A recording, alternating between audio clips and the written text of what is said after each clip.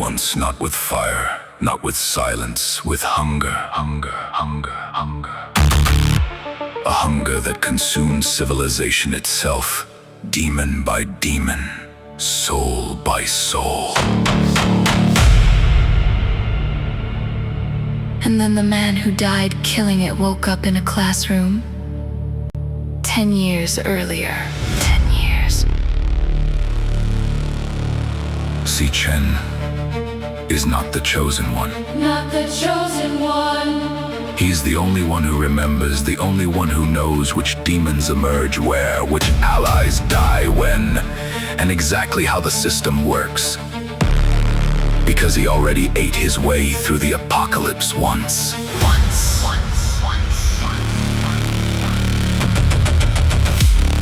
Now, he's speedrunning the end of the world, devouring enemies before they devour cities.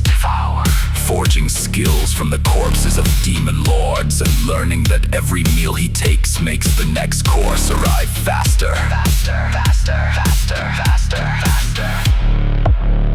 The glutton is dead. It's dead. But something hungrier is waking up in its place. Something hungrier.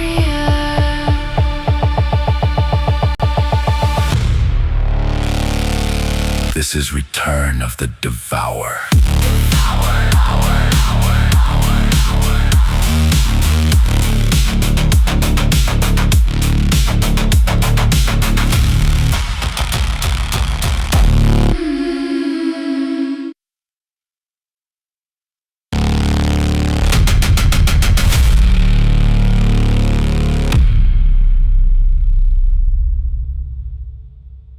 The world already ended once. Si Chen was there for the closing credits, the last human standing, the final survivor, watching demon lords turn civilization into a buffet line. His only move left was a mutual kill self-destruction with the Demon King, standard last resort protagonist behavior. Then a bright flash, and instead of the afterlife, he gets a dorm room ceiling and a bandaged nose. Si Chen sits up, confused, red eyes glowing. He looks out the window and sees people. Living people, walking around as though the apocalypse never happened. A hologram pops up beside him. Power of gluttony, fusion complete, which is a hell of a thing to read before breakfast. He stares at it and realizes the timeline has been rewound about 10 years. 3 years. That's how long until Wrath descends and kicks open the gates of hell like the world's worst house party. Si Chen remembers exactly who started the chain reaction last time. This time, he plans to be at the door with a fork. A system interface floats next to him, displaying his stats.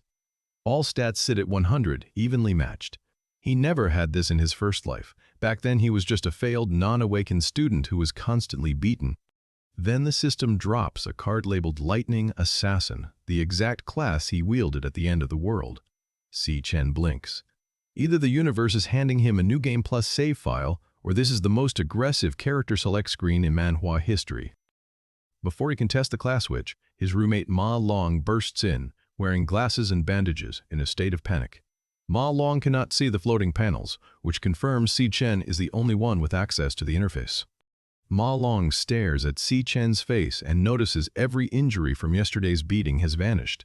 He asks how a non-awakened kid is healing faster than an actual E rank. Si Chen just smiles quietly because he remembers how this man died last time. Ma Long reminds him the ranking test is tomorrow and drags him outside. Si Chen looks at the streets full of normal students living normal lives and casually mentions it has been a long time since he saw this many people at once. Ma Long's soul leaves his body for a second. Si Chen knows what will happen. If he does nothing, every person around him ends up dead or killed by demons. He needs a plan and levels immediately. The problem is that experience only comes from demon layers, and the major guilds have those locked down completely. He glances at the rank structure in his head, E through S, with most students permanently parked at the bottom. Then he looks at Ma Long and privately decides that yes, he is absolutely stronger than his roommate right now. Low bar, but a bar. A ball smashes into Ma Long's face and shatters his glasses, which is objectively the worst way to start your morning if you're not the protagonist. Gong Cheng and his crew are back, the same guys who sent them to the hospital yesterday. Gongchang demands to know why they didn't bring 2 cases of drinks to the basketball court, because apparently extortion is his cardio. Ma Long immediately apologizes and tries to go buy them, which is the most Ma Long response physically possible. But Si Chen steps in front of him and says the ones who should be apologizing are them. This is the moment where a regressor with 10 years of apocalypse memories decides a schoolyard bully needs a reality check. Seeing Gongchang triggers a flashback. These same guys tried to drown Si Chen in a sink and claimed they were just helping him awaken. They only stopped when he passed out, and the moment he regained consciousness, Gongchang came right back for round 2. Si Chen snaps back to the present, locks eyes with Gongchang, and internally notes that this jerk only picks on weak people because his older brother runs the student council. The system helpfully displays Gongchang's name and class, Flower Warrior, which sounds like a healing class got lost on the way to a yoga retreat. A crowd gathers, already pitying Si Chen because they expect the same beating as yesterday. Gongchang mocks them for being the 2 most useless students in the entire school. One hasn't awakened, and the other is Ma Long. Si Chen tells them plainly to leave him alone from now on. Gongchang throws a punch, and Si Chen blocks it with one hand, pushing the bully backward like he misread the difficulty setting. The crowd freezes. As far as anyone knows, Si Chen hasn't awakened, yet he just stopped a trained fighter's punch like it was a light breeze. Gongchang is furious. Si Chen is already pulling up his class menu. The system displays the notification, class change. Si Chen shifts into Lightning Assassin, and the golden card materializes with a full stat spread, strength, stamina, element, all maxed, speed sitting at 5 stars. Ma Long's face when he sees this is the face of a man whose entire understanding of reality just got a patch update he didn't consent to. Meanwhile, Gongchang activates his own ability, Indestructible Demon Armor, and charges. He doesn't get close. Si Chen dashes in and lands a lightning charge punch that sends Gongchang flying across the court. The so-called weakest student in school just one-shot the bully with a single electric hit. Gongchang drags himself up, screaming at his lackeys to help him get revenge. His lackeys are already shaking, having watched their boss get launched like a rag doll by a kid who was supposedly unawakened yesterday. Gongchang charges again, gets dropped again. His lackeys take one look at this and bolt. Watching your boss get folded twice in 30 seconds is a very effective performance review. Si Chen stands over the wreckage and delivers a 2-word review of the fight so weak. Ma Long is having a complete system failure in the background, his jaw on the floor. Ma Long cannot process that his roommate, the guy who was getting beaten into hospital visits yesterday, just casually dismantled the school's resident menace. Si Chen, meanwhile, is already reviewing his stats. Level 1. All stats at 100, and he can switch to Lightning Assassin whenever he wants, exactly like his previous life. At level 1, his stats are already high enough to handle low-level awakeners, which puts his current rank at D-class minimum. But there's one problem. The system hasn't given him a level-up notification despite the fight. So Si Chen starts walking toward the down bully to finish the job, and everyone around him starts panicking because they think he's about to commit a war crime in a school courtyard. Enter Ling Yu, Student Council Vice President, blonde with purple eyes and arms crossed, stepping in to tell Si Chen that this is enough punishment. She assures him Gongchang won't try anything again, which is the kind of promise that only works when the person making it could also probably beat you up. Si Chen backs off. He wasn't actually planning to kill Gongchang, just teach him a proper lesson. But he wonders why the Student Council is so eager to protect a bully who targets anyone weaker than him. If you've ever had to hold back because someone in authority showed up to protect the wrong person, drop "intervened" in the comments. I'll wait.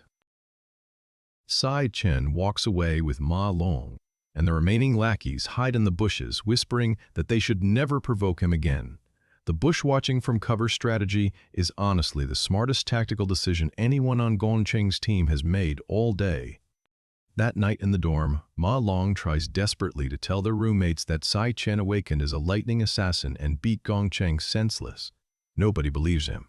Xiang Zuo, the pink-haired flame mage, treats it like a joke and asks why a real awakener would still be doing basic physical training. Xiang Yu, the one with a lollipop perpetually in his mouth, suggests Ma Long took a hit to the head. Xiang Zuo doubles down, declaring himself the strongest of the 4 weakest students, and confidently hopes he'll rank up during the graduation test tomorrow. The gap between his confidence and his actual tear is doing a lot of heavy lifting. Ling Yu, the student council vice president with purple eyes, steps in and tells Si Chen the beating has already exceeded the legal limit. Si Chen backs off, not because she intimidated him, but because he intended to stop at this point all along. He internally notes that the student council's eagerness to rescue Gongcheng is politically suspicious, though he lets it slide because bullies who don't learn their lesson will just find new victims tomorrow. Gongcheng's surviving minions, watching from a safe distance, whisper among themselves that provoking Si Chen again would be a career-ending decision in the most literal sense. Meanwhile, Ma Long attempts to broadcast the news that their roommate just awakened as a lightning-class powerhouse, insisting he was there and cannot believe nobody is taking the footage seriously. Chang Zuo, the pink-haired E-rank nucleus mage who ranked 4th from last and considers that an achievement, dismisses the entire story as head trauma. He argues that a real awakener wouldn't need physical training, which is a take so confident and so wrong that it almost circles back to being respectable. Shang Yu, the lollipop philosopher of the dorm, simply notes that the truth will reveal itself at the final rank evaluation tomorrow, which is either wisdom or the most passive-aggressive countdown ever delivered. Xianzhou further flexes his authority as the strongest student in a dormitory of 4 people, which is a title that carries roughly the same weight as being the tallest person in an elevator. He declares himself the top dog of their bottom-tier housing unit and expresses genuine hope that he might rank up during tomorrow's exam, a sentiment so optimistic it should probably be studied by medical professionals. At an E-rank demon lair that serves as a private training ground for the student council elite, Gong Ting emerges from a session bathed in golden energy. The caption formally introduces him as the student council president, and the blood splatters on his coat suggest his training regimen involves significant violence beyond the standard curriculum. Gongcheng, still bandaged from his encounter with Si Chen's pedagogical fists, complains that he cannot sleep knowing the person who beat him is still walking around campus. He begs his older brother for revenge, which is the Gong family equivalent of filing a customer service complaint through a blood relative. Gong Ting smirks at the request with the quiet confidence of someone who already has a plan and the ethical flexibility to execute it. Gong Ting calmly announces he will handle the situation, then sits down to a formal dinner with Ling Yu in a room so ornate it makes the rest of the school look like a storage closet. The vice president asks how he plans to deal with the mess his brother created, which is a diplomatic way of saying your sibling started a fight he lost and now you have to do the paperwork. Gong Ting asks whether the boy who beat his brother is genuinely as strong as Gongcheng claims, which is the first time he's shown anything resembling uncertainty. Ling Yu responds by reminding him that he already knows the ranks and abilities of every student in the school, then adds that ordinary students don't get the same opportunities to enter monster dungeons, which serves as both a reassurance and a veiled threat depending on their standing. Si Chen is out in a torrential downpour running with a 100-kilogram load on his back, because apparently getting beaten by bullies and beating them right back wasn't enough cardio for one day. He notes that basic physical training is the foundation of everything, which is the kind of statement that sounds like a motivational poster until you realize the person saying it is carrying a military-grade backpack through a monsoon at midnight. He mutters to himself that even this punishing regimen is nowhere near enough, and the distress on his face makes it clear he's not being humble. He's doing the math on a countdown only he can see, and the numbers aren't cooperating. The narration cuts to a flashback of the original timeline, where the Demon King Wrath emerged from a monster dungeon and slaughtered countless humans in a single instant. This is the boss Si Chen is training for, the one whose descent he has 3 years to prevent, and the reason the teenager is running through a rainstorm with 100 kilograms on his back like his life depends on it. Because it does. The flashback shows Si Chen and his sister Si Yun standing in a ruined city beneath a colossal tentacled entity that dwarfs the surrounding skyscrapers. The panel holds on Si Chen cradling a wounded Si Yun in the rain, her school uniform stained with blood, his expression carrying the weight of a man who already knows how this story ends and is running through a storm to rewrite it. Back in the present, Si Chen's eyes glow red through the rain as he stares forward with the expression of someone who has already scheduled the apocalypse for deletion. A pair of floating pink eyes watches him from the void, which is either a cosmic observer or the universe's least subtle surveillance camera. Si Chen states plainly that he has 3 years before Wrath's descent and that the Demon King is surely growing stronger right now, steeling himself with grim urgency. Blue electricity arcs around him as he runs, his lightning assassin class manifesting visibly even during training. His phone rings in the middle of the downpour, and the screen shows an incoming call from Sai Yun, identified on the display as Xiao Yun. He answers with a soft hello that sounds like a man who was just contemplating the end of the world and is now being reminded what in it is worth saving. Si-Chen laughs quietly in the rain, tells her it's nothing, and the lie is so transparent it could be used as a window pane.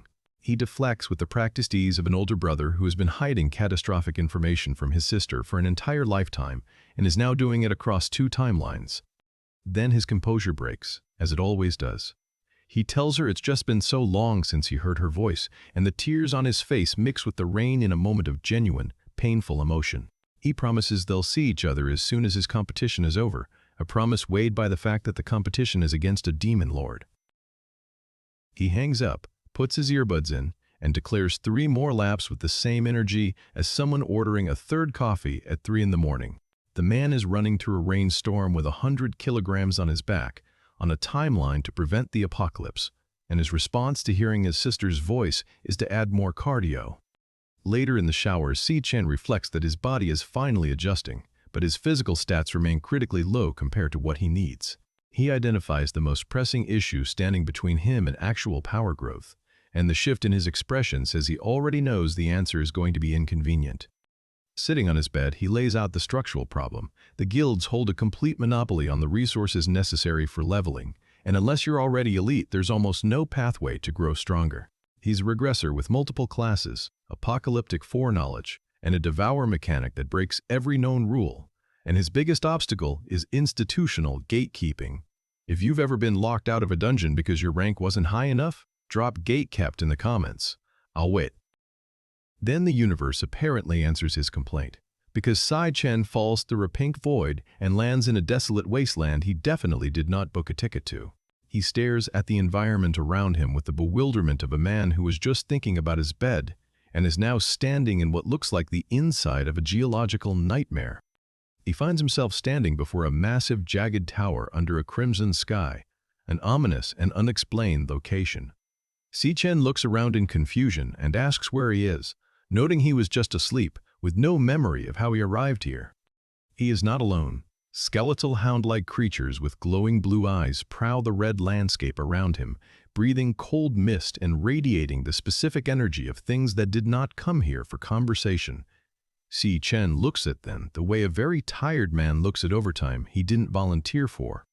Si-Chen triggers a class change to Lightning Assassin as the system overlay confirms his transformation, and the realization hits him that he's standing inside a monster dungeon. He doesn't know why or how he got here, but the system interface is already loaded and the monsters are already hostile, so the existential questions must wait until the immediate threats are dealt with. Combat starts immediately and ends decisively. Si-Chen moves through the Gravehounds with yellow lightning trailing every strike, and the gap between his combat competence and their survival prospects is absolute. The system confirms his loot drops as Gravehound fangs accumulate in his inventory, and every kill feeds experience points into a progression bar that is already moving faster than any tutorial zone should legally allow. Si-Chen is farming a private dungeon that apparently exists inside his sleep cycle, which means his rest days are also his grind days, and the concept of downtime has been permanently deleted from his build. Experience points notifications stack across the panel as Si-Chen realizes this dungeon is a solo training ground he can access on his own terms, which solves his guild monopoly problem with the kind of direct action that would make a labor union proud. Every stat increased by 5 points per clear, and the man has just discovered an infinite experience points loop in his own bedroom. A larger, more dangerous Gravehound variant appears, and Si-Chen's expression shifts from tired to interested at the sight of a real challenge. The system labels it as a genuine threat, and for the first time in this dungeon, Si-Chen gets to test his actual skills against something that might not die in one hit. He kills it, gains 320 experience points, and the system displays a level-up notification that he accepts with the emotional intensity of someone picking up a dry cleaning. The Lightning Assassin class card materializes in full, confirming Si-Chen at level 3 with the kind of stat sheet that would make a guild recruiter spill their coffee. Then, the system presents a word he hasn't seen before, displayed in ominous red text across a dead enemy, Devourer. Si Chen stares at the prompt with the expression of a man who just found a feature in his phone settings he didn't know existed and is already concerned about the implications.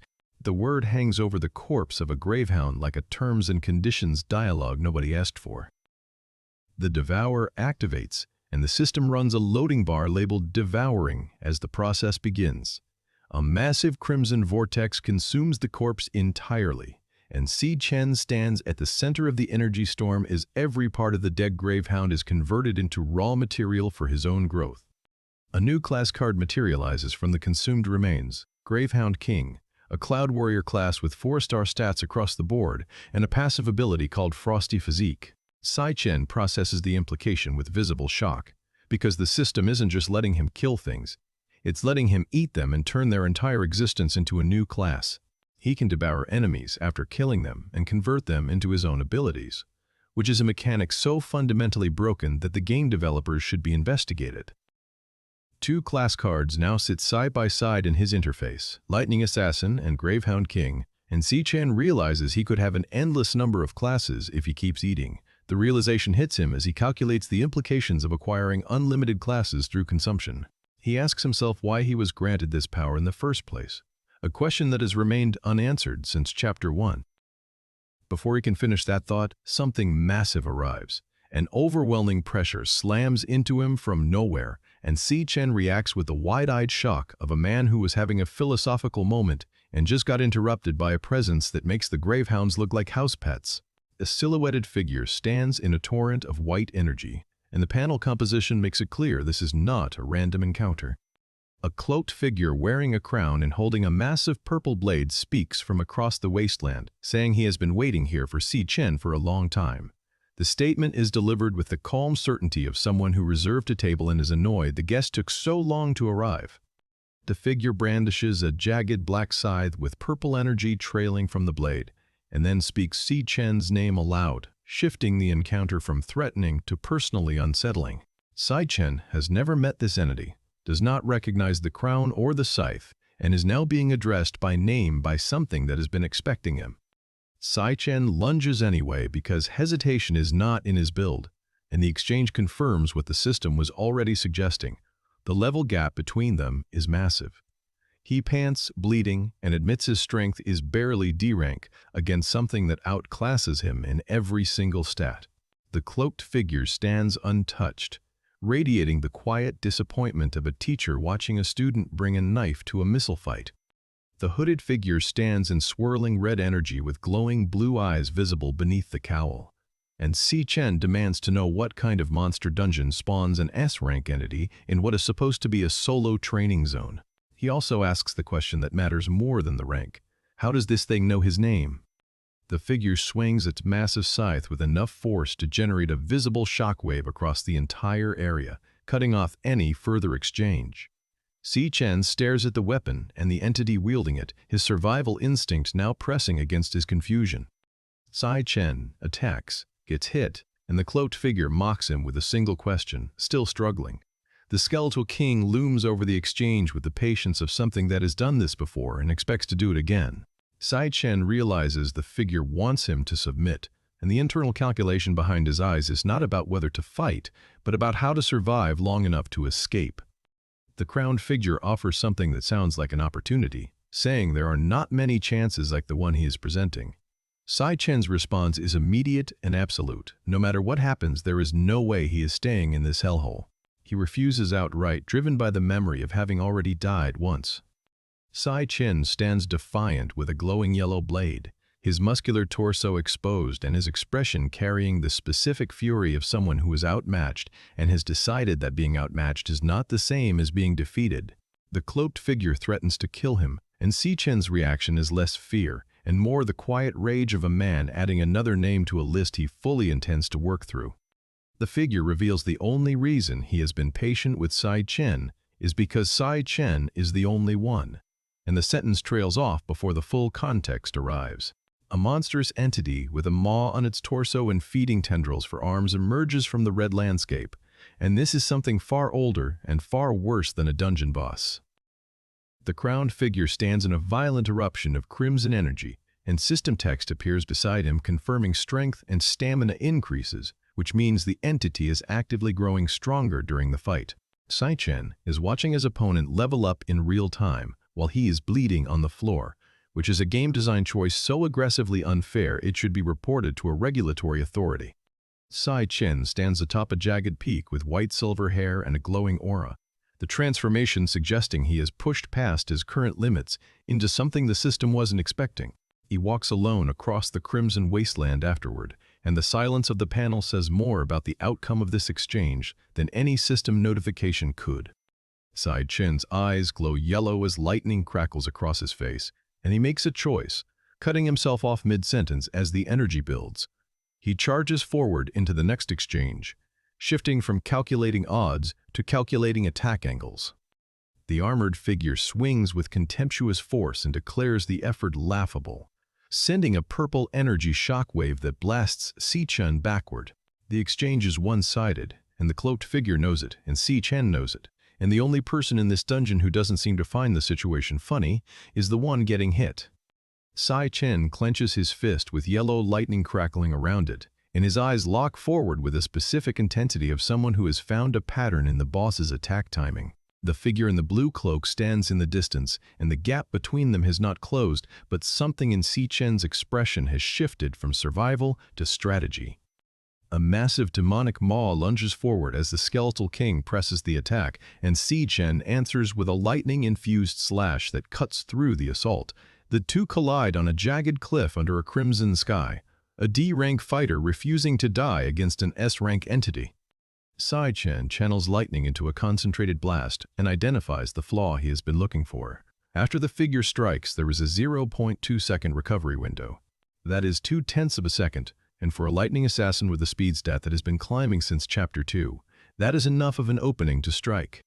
He strikes the figure with a burst of yellow lightning that connects for the first time, and Sai-Chen immediately recognizes the opening as his only chance. He bolts because surviving an S-rank encounter is not about winning, it is about leaving before the boss finishes loading its second phase. The armored figure catches him before he reaches the exit, revealing that what Sai-Chen struck was merely an afterimage. The entity speaks with the intellectual curiosity of something that has not been challenged in a very long time, calling Sai-Chen's ability to find a flaw in his technique so quickly intriguing, which is a word that from an S-rank demon king translates roughly to, "You have my attention, and that is not a good thing."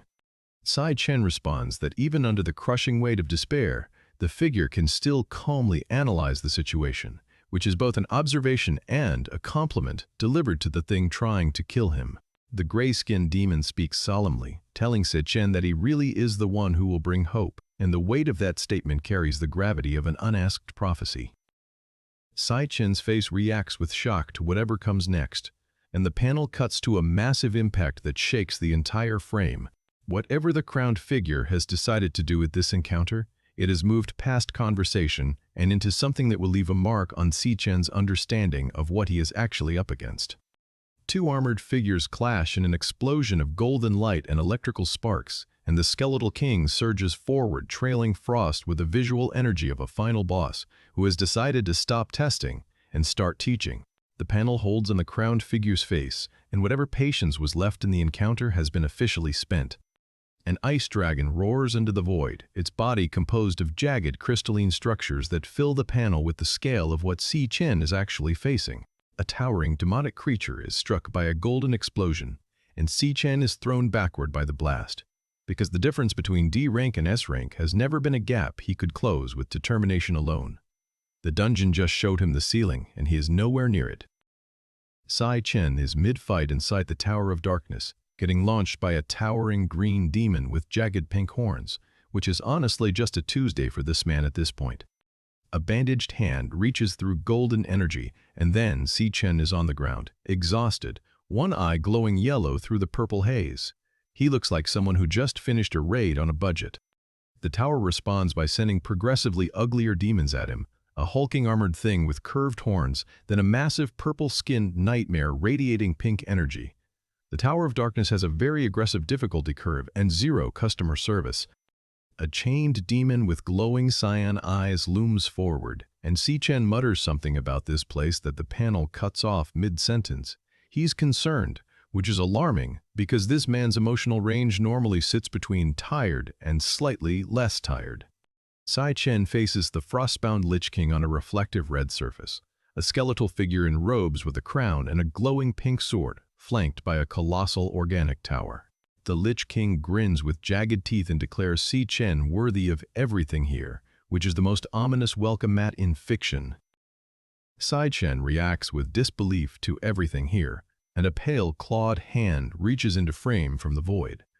The tower is not subtle about its intentions. It wants to hand him things, and those things are probably cursed. A robed figure with a crown stands between two floating crescent-bladed swords, and a voice from the void tells Sai Chen to devour everything and let it all become his strength. The tower is essentially handing him a terms of service agreement where accept all cookies means consume every demon in this building. Sai Chen stands bloodied, a glowing red gem staff floating beside him, and he asks why the tower is even helping him.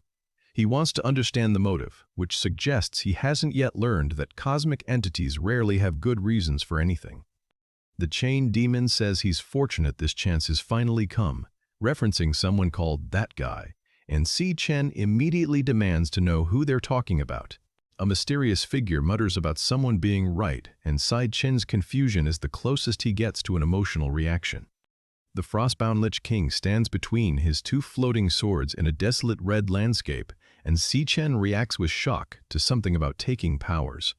The tower is offering him a deal, and deals in demonic landscapes historically do not come with favorable return policies.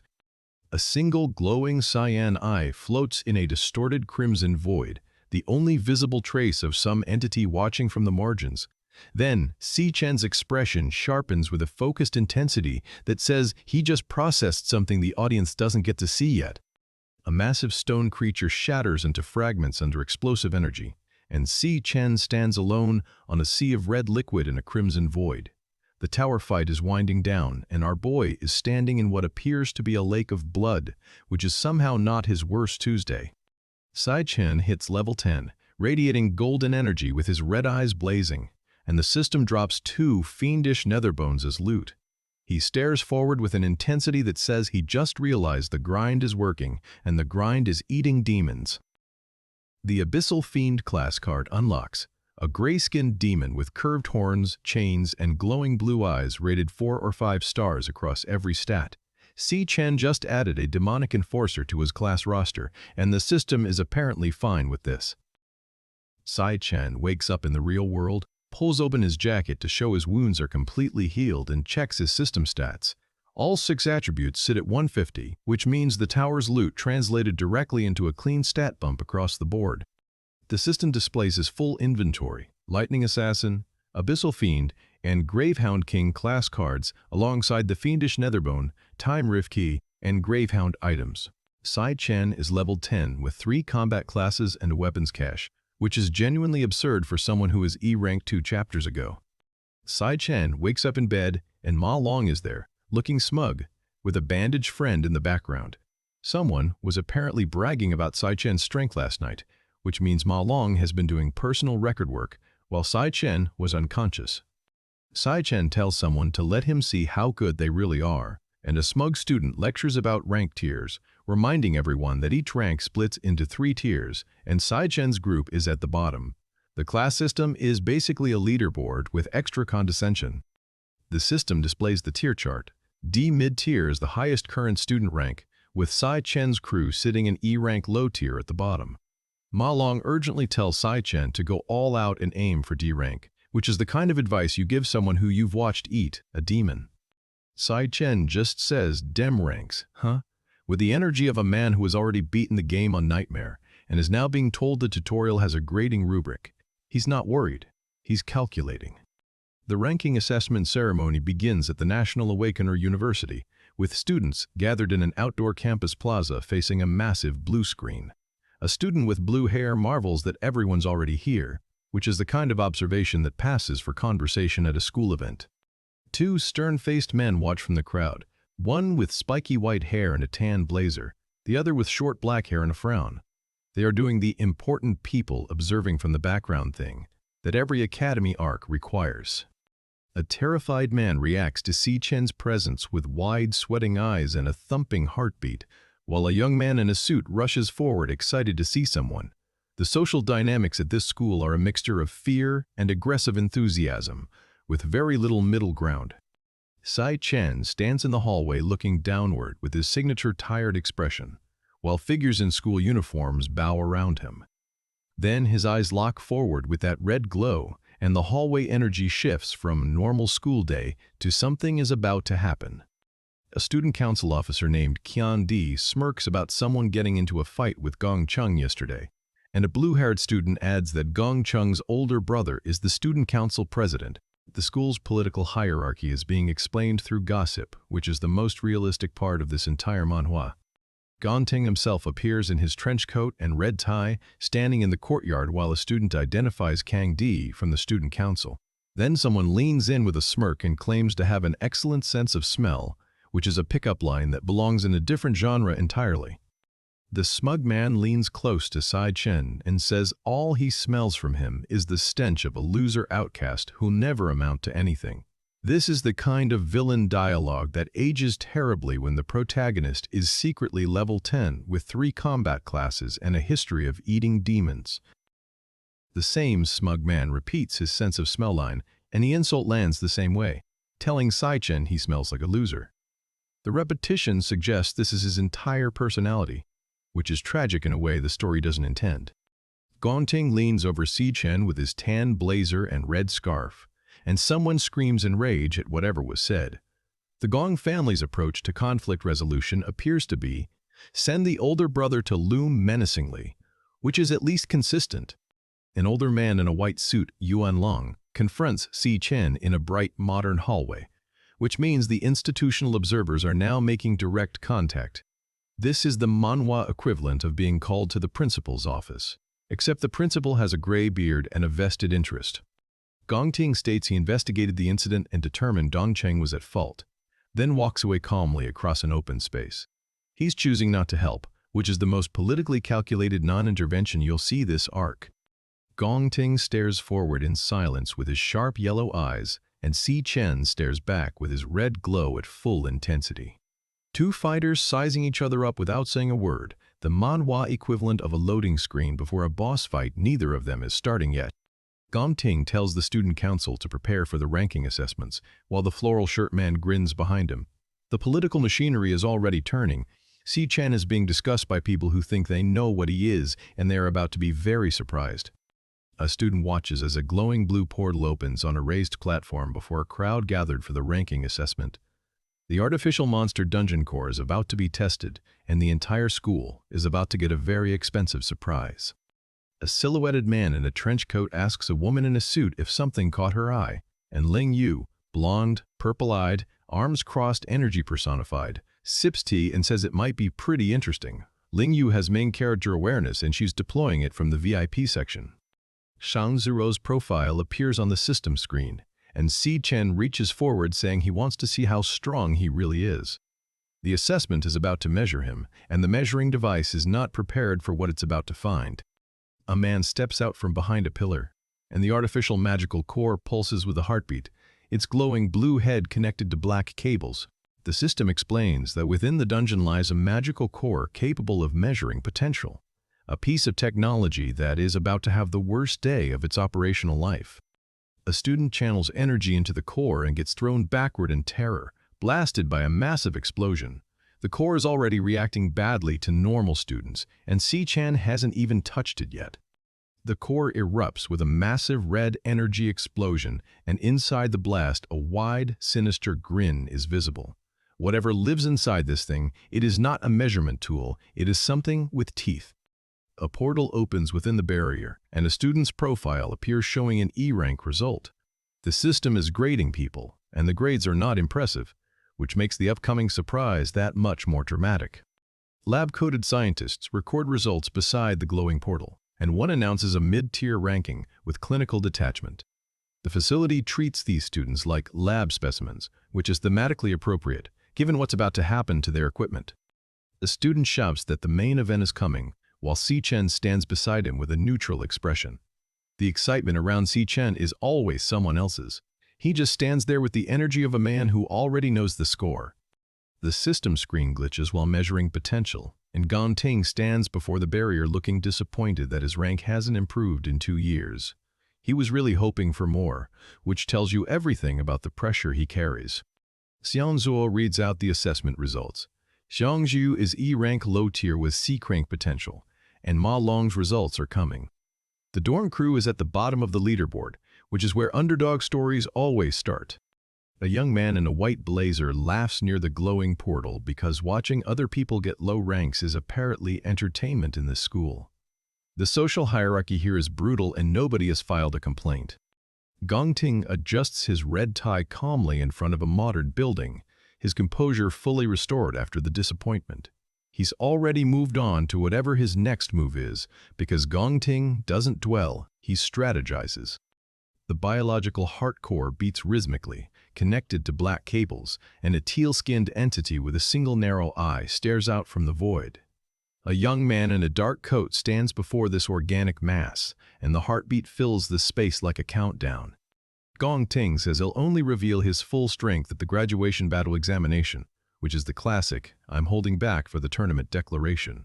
Every anime rival says this line. It's practically a genre requirement. The lead examiner reacts to something with visible surprise, and Ma Long shouts in disbelief that someone from their school has S-rank potential. The old man's face says he's seeing something unprecedented, and Ma Long's jealousy is so loud it could register on a seismograph. The facility staff confirm the results. A high-tier D ranks with the potential of an S rank. The facility just found a student whose ceiling is higher than anyone currently enrolled, and the implications are landing in real time across every face in the room. A woman announces that this student is also the heir to the Imperial Guild, which means the S-rank potential belongs to Gong Ting. The school's golden boy just got validated by the system, and the crowd's reaction is exactly what you'd expect from people watching privilege get a certificate. Yuan Long smiles knowingly and says Gong Ting already knew about the S-rank potential. It's no wonder he came just for this. The old man has been watching from a distance, and he's now openly acknowledging that Gong Ting's humility was strategy, not modesty. Ling Yu smirks and says, compared to Gong Ting, leaving the sentence unfinished, while Si Chen stands in the courtyard with his tired expression flanked by Ma Long. The implication is clear. She's measuring someone against Gong Ting, and that someone is the kid who looks like he hasn't slept.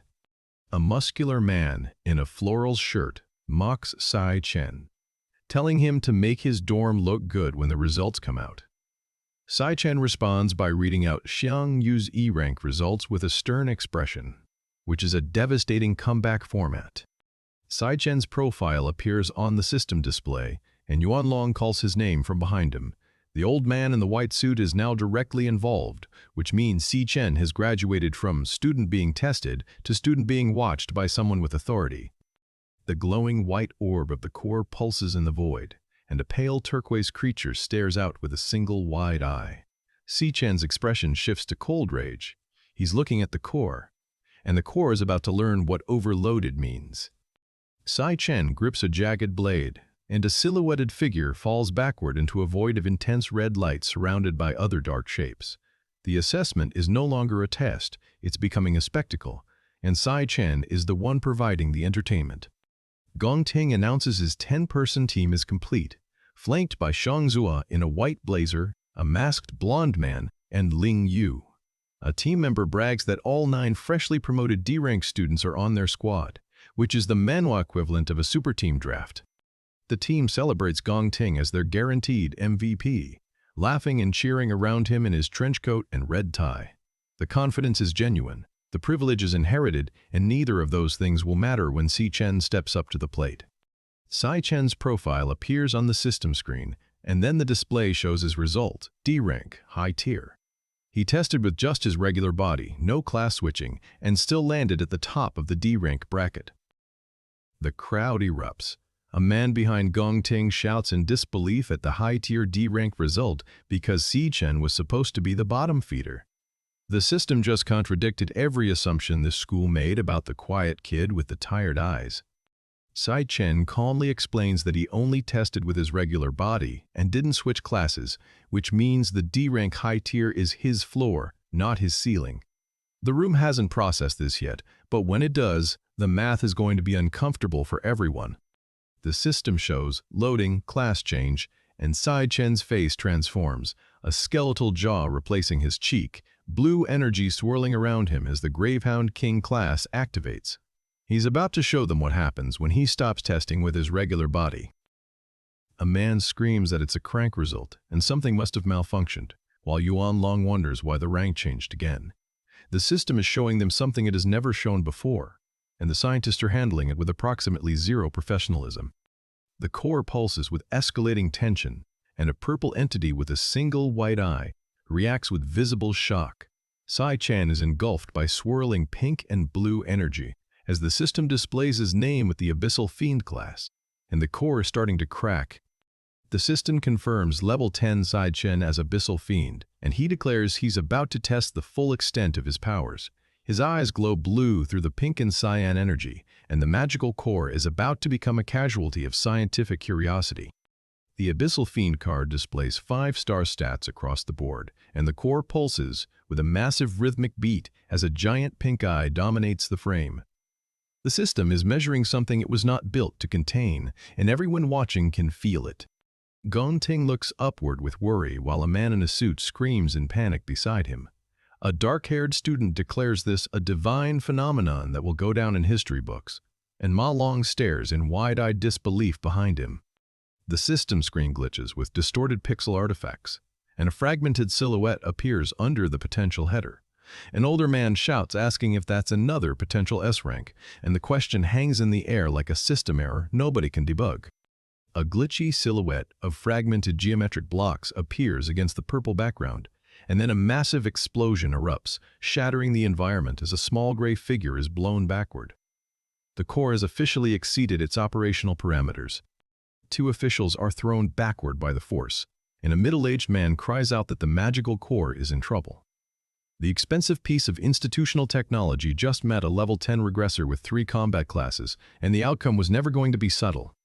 Someone calls out asking if Sai Chen is all right as figures fall through a dark void trailing black tendrils. A monstrous entity with a single narrow eye looms in the darkness, and the question echoes, the magical core is dead. Sai Chen stands calmly and says he guesses he pushed the magical core too far and it ruptured. He says this the way someone says they accidentally left the stove on. No panic, no regret, just a factual observation about property damage. Blue energy erupts through the hall as the portal shatters and Sai Chen's eye glows cyan as a new ability activates. He can now see everyone's rank. The system just gave him a surveillance tool, which is the last thing this school needs. Sai Chen stands in the hallway and says he can now see everyone's rank, with green hexagonal status windows floating above other students. He immediately spots that Gongting is C-Crank High Tier. The heir was hiding his true strength the entire time.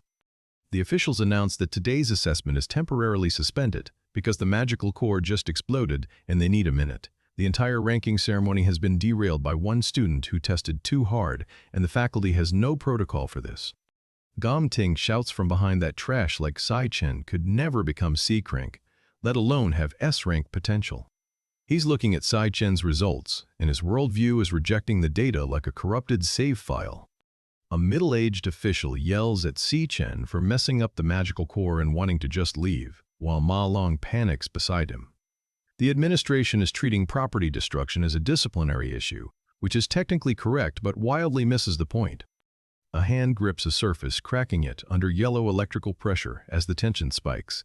Someone is very deliberately breaking something, and the sound effects suggest the structural integrity of this conversation is also compromised. Gongting intervenes, telling the official he shouldn't be rude to his teammate. 4 young men stand together in the modern urban setting, Gongting, Sai Chen, and 2 others, and the political dynamics just shifted. Gongting offers Sai Chen a spot on his team so they can participate in the graduation exam together, and Sai Chen stares forward with a stern expression. He's being recruited by the school's golden boy, and the answer is going to surprise everyone except the audience. Gongting addresses Sai Chen in the courtyard, and a student with short light hair panics about having to kick someone off the team if Sai Chen joins. The political cost of recruiting the quiet kid is already rippling through the student body. Sai Chen notes that many people couldn't get on the team even when they tried bribing their way in. He's observing the corruption with the detached clarity of someone who has already seen this school's worst outcomes and is choosing not to participate. A middle-aged man with silver hair places his hand on Si Chen's shoulder with a strained expression, welcoming him to the team. Si Chen stands calmly, while the silver-haired man gestures emphatically. The recruitment is happening, but Si Chen's body language says he's already checked out. A man reacts with shock to something, and a frantic student shouts that their team is the strongest in the entire school. The confidence is loud, the desperation is louder, and neither of them has noticed that Si Chen hasn't agreed to anything. Sai Chen says, "I don't care," with cold indifference, and then delivers a flat warning, "Don't bother me ever again." He just rejected the school's strongest team in 2 sentences, and the silence after the second one is doing all the heavy lifting. A muscular man screams in rage, his breath manifesting as fire, while 2 men in suits walk away from him. The rejection is landed, and someone is taking it very personally, but the 2 figures walking away have already moved on. Someone observes that Sai Chen must be aiming for first place too, since he got a mid-tier crank. The gossip is already recalibrating. Sai Chen went from trash outcast to potential rival in 1 assessment, and the school hasn't even processed the full implications yet. Gong Ting says it's not a problem. Si Chen has his own plans. The heir just watched someone reject his offer and responded with understanding instead of anger, which tells you more about Gong Ting than any fight scene could. Yuan Long, the gray-bearded authority in the pinstripe suit, laments that Si Chen and Gong Ting didn't team up because he wanted a new school record. Gong Ting smirks and calls the rejection interesting, which is rich kid code for "I'm going to enjoy dismantling this person." Ling Yu, the purple-eyed vice president, drops a line about Gong Ting being born with a silver spoon, then cuts herself off mid-sentence, which is either dramatic restraint or the captioner's lunch break. Meanwhile, a man in a floral shirt rants about Si Chen stealing the spotlight through a system error, and Gong Ting just stands there in his trench coat, radiating the energy of someone who has already decided how this ends. A lean young man with amber eyes argues that maybe the assessment wasn't wrong, that even a 1 in 100 chance means something. The floral shirt guy immediately counters by declaring his team are elites who've been secretly training in monster dungeons, which is the Manhwa equivalent of flexing a resume nobody asked to see. Gong Ting asks if he seems like a petty person, which is a question that answers itself when you're wearing a trench coat and a red tie in a school hallway. He cancels karaoke plans and tells his team that whatever they do next has nothing to do with him, which is either magnanimous or a calculated disownment of their upcoming failure. Someone crushes a soda can underfoot, which is the universal manga signal for, "We are now plotting something." A man with a sinister grin mentions off-campus, and Sai Chen stands in the background with an earbud in, looking like a man who has already read the next 3 chapters of this story. Then the manhwa cuts to a pair of floating pink eyes radiating psychic energy. That's Asmodeus, the primordial demon king, just casually existing in the background of a chapter about a schoolyard grudge. Immediately after, we see Wrath, a colossal tentacled monster emerging from a dungeon, wiping out an entire guild in the process. This is the threat Si Chen is actually racing against, and it makes the school politics look like a student council bake sale. Sai Chen announces he has a plan, and the next panel shows him standing outside the Mithril Monster Exchange, a neoclassical building with a gold-lettered sign that screams, "We appraise things you found in a dungeon." This is where the economy of awakened society lives, and Sai Chen just walked in the front door. Inside, Qingju runs the counter alongside his staff, surrounded by racks of swords, axes, and bows. Si Chen drops a pile of curved bone fragments on the counter with a clatter, and the middle-aged shopkeeper stares at them in confusion, asking where a student got his hands on these. The answer, which he does not yet appreciate, is, "I killed things in my sleep." Jingji examines the fangs and notes he's never heard of these dropping before, which is already a red flag for a shopkeeper whose entire job is knowing what drops. His assistant identifies them as Gravehound fangs from E-rank monsters, and Jingji explains they can be smelted into E-rank cloud equipment. So these are the tutorial zone crafting materials, functional, not flashy. Jingji shifts into sales mode, declaring the exchange operates on a VIP system with distinguished clientele, which is retail speak for "we judge you by your wallet." He privately laments the lack of high-end customers, while Si-Chen checks his phone with visible annoyance, muttering about his worst luck getting brats who bring junk. The irony of a man who eats demon lords calling someone else junk is not lost on this narrator. A gloved hand places a mithril monster exchange folder on the counter, and Si-Chen checks his screen.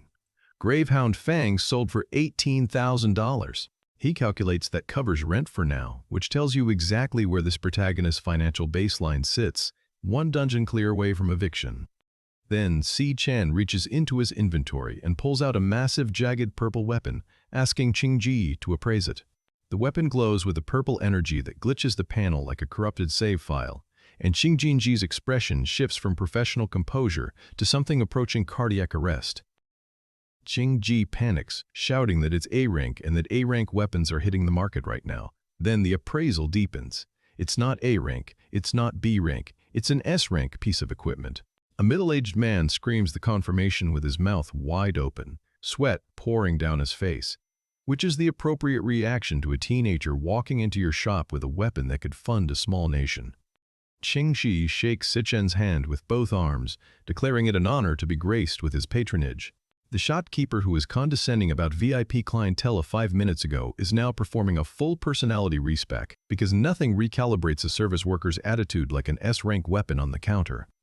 Qingji offers Si-Chen anything he needs, and Si-Chen responds with a calm, "You finally showed yourself," which is the kind of line a man says when he's been waiting for a specific business partner his entire second life.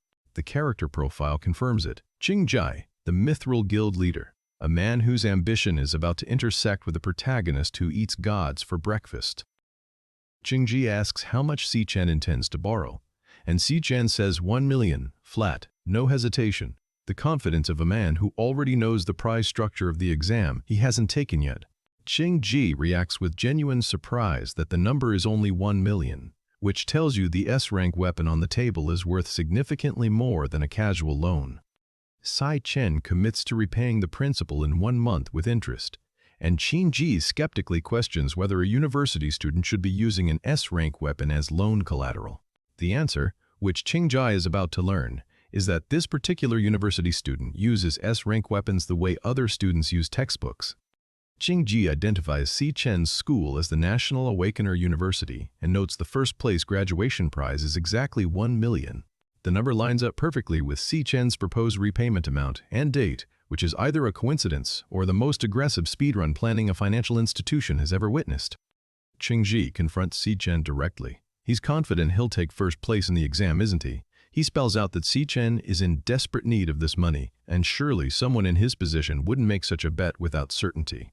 Si-Chen sits there with a glowing red eye and says nothing, because silence from a regressor is louder than a speech from anyone else.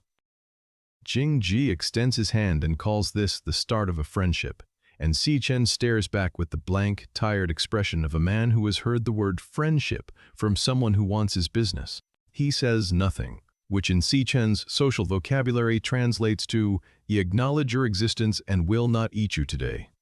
Si-Chen reflects that Qingji figured out his predicament, and instead of exploiting it, offered fair terms, a rare display of integrity in a world where most people with leverage use it as a weapon. They shake hands, and the deal is sealed. 1 million now, 1.5 million back in a month, with an S-rank weapon as collateral. The system confirms the abyssal netherbone is deposited as collateral, and Si-Chen declines Qingji's offer to lend him equipment, saying he has another weapon just like the one he gave up. He manifests a massive jagged purple energy blade beside him, because apparently the S-rank weapon was a spare. This man's backup inventory is other people's endgame gear. Ma Long, the bespectacled bandaged roommate, sees the weapon and unleashes a censored reaction so loud the Manhwa bleeps it out completely. Qingji and his staff bow Si-Chen out of the exchange with the kind of reverence usually reserved for visiting heads of state, because a teenager just collateralized an S-rank weapon for a loan and walked out like it was Tuesday. Si-Chen exits a taxi on a city street, and the mood shifts immediately. He reflects that in his last life, his family struggled financially for a while, a quiet, heavy line that reframes the entire loan negotiation as something far more personal than a business transaction. Sa-Yun comforts her brother, saying she found a tutoring job, A small girl trying to carry financial weight she shouldn't have to carry. Sai-chen tears a piece of paper, muttering that he got in after all, and then checks his phone, realizing Sai-yun should have gotten off the bus by now. The anxiety in his eyes is not about money anymore. It's about the one person in this timeline he cannot lose.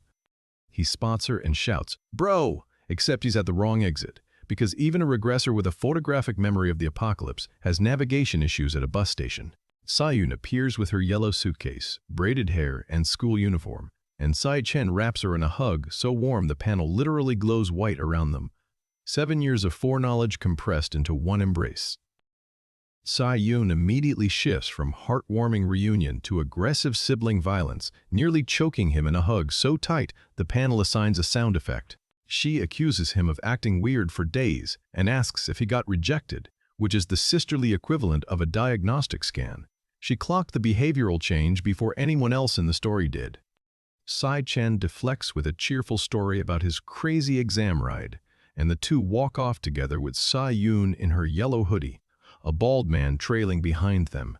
Sai-chen smiles beside her under a clear sky, and for exactly one panel, the man who carries the weight of a destroyed future looks like a teenager who just picked up his little sister from a bus stop. The piece lasts exactly one scene transition. A group of thugs in red jackets waits in ambush along a city alleyway, confirming among themselves that this is the route Sai-chen takes home. A man in a floral shirt smirks with a cigarette, flanked by enforcers holding bats and wearing face masks, because apparently the student council outsources its disciplinary actions to a street gang. The muscular leader grins and promises to make Sai-chen learn what happens when you mess with him, and another thug leans in with a toothy cigarette grin, spelling out the threat syllable by syllable. These men have no idea what's walking toward them. They think they're the tutorial boss. They are the tutorial snack. The leader announces that, since a bunch of student council members are present, they can do what they want, and one companion worries about going too far. The floral shirt man dismisses the concern entirely. Sai-chen's attitude pisses him off, and a low-tier E-rank piece of trash has no right to talk back.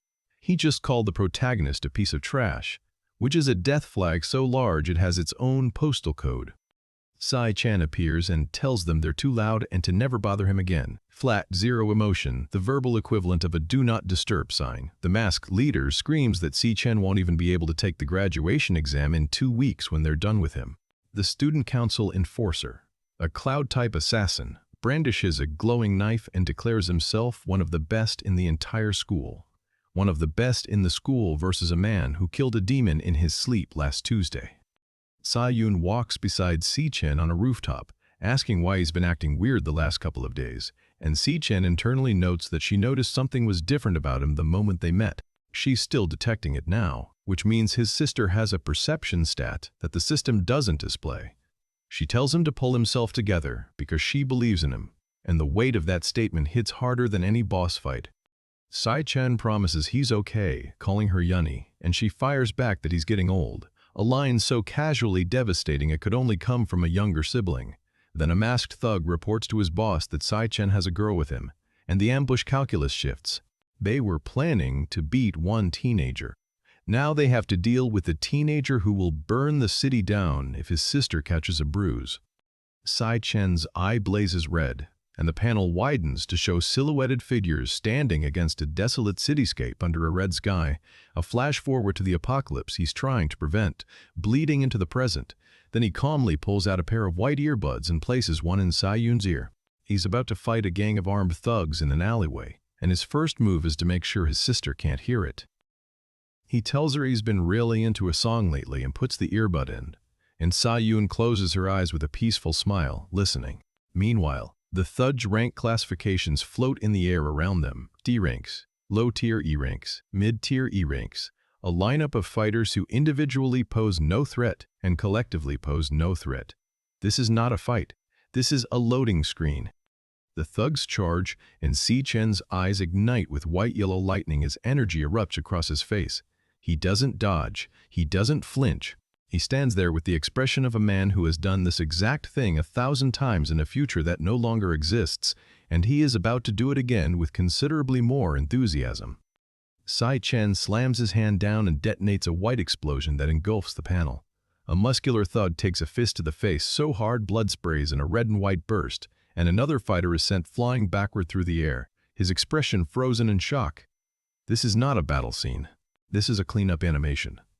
Sai Chen throws a lightning-wrapped punch that sends a muscular opponent flying, then follows with a second strike so fast the panel can barely contain the impact. A man's face snaps back from a blow that arrives before his brain registers the fist. The lightning assassin form is fully active, and these men are learning in real time what D-Rank's clear speed means when applied to a human face. A thug screams about his arm, and a golden glowing fist slams into another fighter with enough force to blur the panel. A white-haired figure takes a blow to the face that sends blood spraying, and a man in a dark red outfit is launched backward through the air by a white-hot shockwave. The fight is not escalating, it is concluding.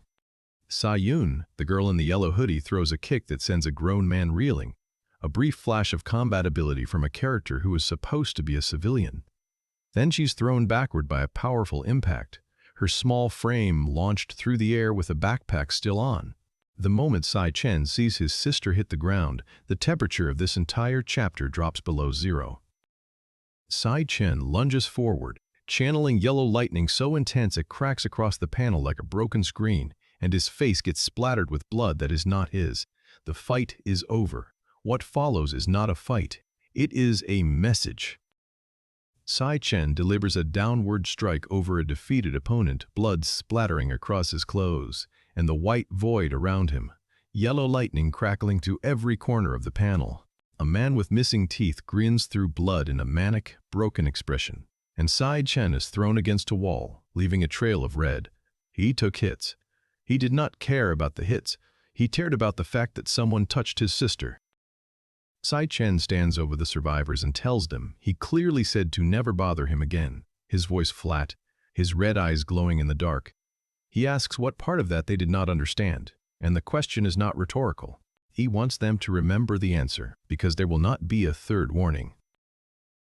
Sai Chen stands over the bloodied remnants of someone who clearly did not take his previous warning seriously, and asks which part of never bother me again was confusing. The man on the ground coughs blood and has a revelation that should have arrived before the alley. Sai Chen's rank assessment was real, and he is not a D-rank fighter. Sai Chen holds a blade to the man's throat and explains the new communication policy. Make a sound and you stop existing. The man believes him completely, because those red eyes are not bluffing. Sai Chen tells them to remember every word he is about to say, which is the kind of preamble that precedes a permanent career change for everyone on the receiving end. He promises to make each of them disappear permanently without hesitation, and the blade work that follows is detailed enough to make the threat feel like an understatement. Then the scene pivots to Li Na, who is crying, and Si Yun, who is asking how her brother can possibly be this lonely because Si Yun heard every word of what he just said. Sai Yun shouts that he is taking the joke too far, which is the most heartbreaking possible response to discovering your brother just disassembled several people in an alley. Sai Chen hands her a red jewelry box containing a magic holographic pen from Drag Company, because the universal solution to "I just traumatized my sister" is expensive stationery. Sai Yun reacts like she just received a gaming console on a random Tuesday, and Li Na helps examine the pen while Sai Chen stands there with the energy of a man who just bought forgiveness for the price of a limited edition pen. Sai Chen clenches a blood-stained fist and says, "In this life," which is 2 words away from being a full regression protagonist manifesto. Cut to the aftermath, the men who ambushed him are scattered across the concrete, and one is mumbling about an ambulance, which is optimistic given what just happened to their employment prospects. Sai Chen tells Shoin he made money with a friend, which is technically true if you define friend as a business contact and made money as secured a loan against a demon bone weapon. His expression shifts for just a moment, something behind the tired eyes calculating, before he smiles and closes the conversation with the practiced ease of someone who has been hiding things his entire second life. Sai Yun tells him not to push himself too hard, and Sai Chen just says, which is the universal male response to someone who has correctly identified the problem and incorrectly assumed you will stop. Someone off-screen says they cannot believe this idiot actually picked a fight with Sai Chen, which is a sentence that functions as both gossip and a posthumous performance review. Ling Yu, sitting in a blue armchair with the relaxed posture of someone who has never been punched in an alley, notes that the idiot will have to miss the graduation exam now.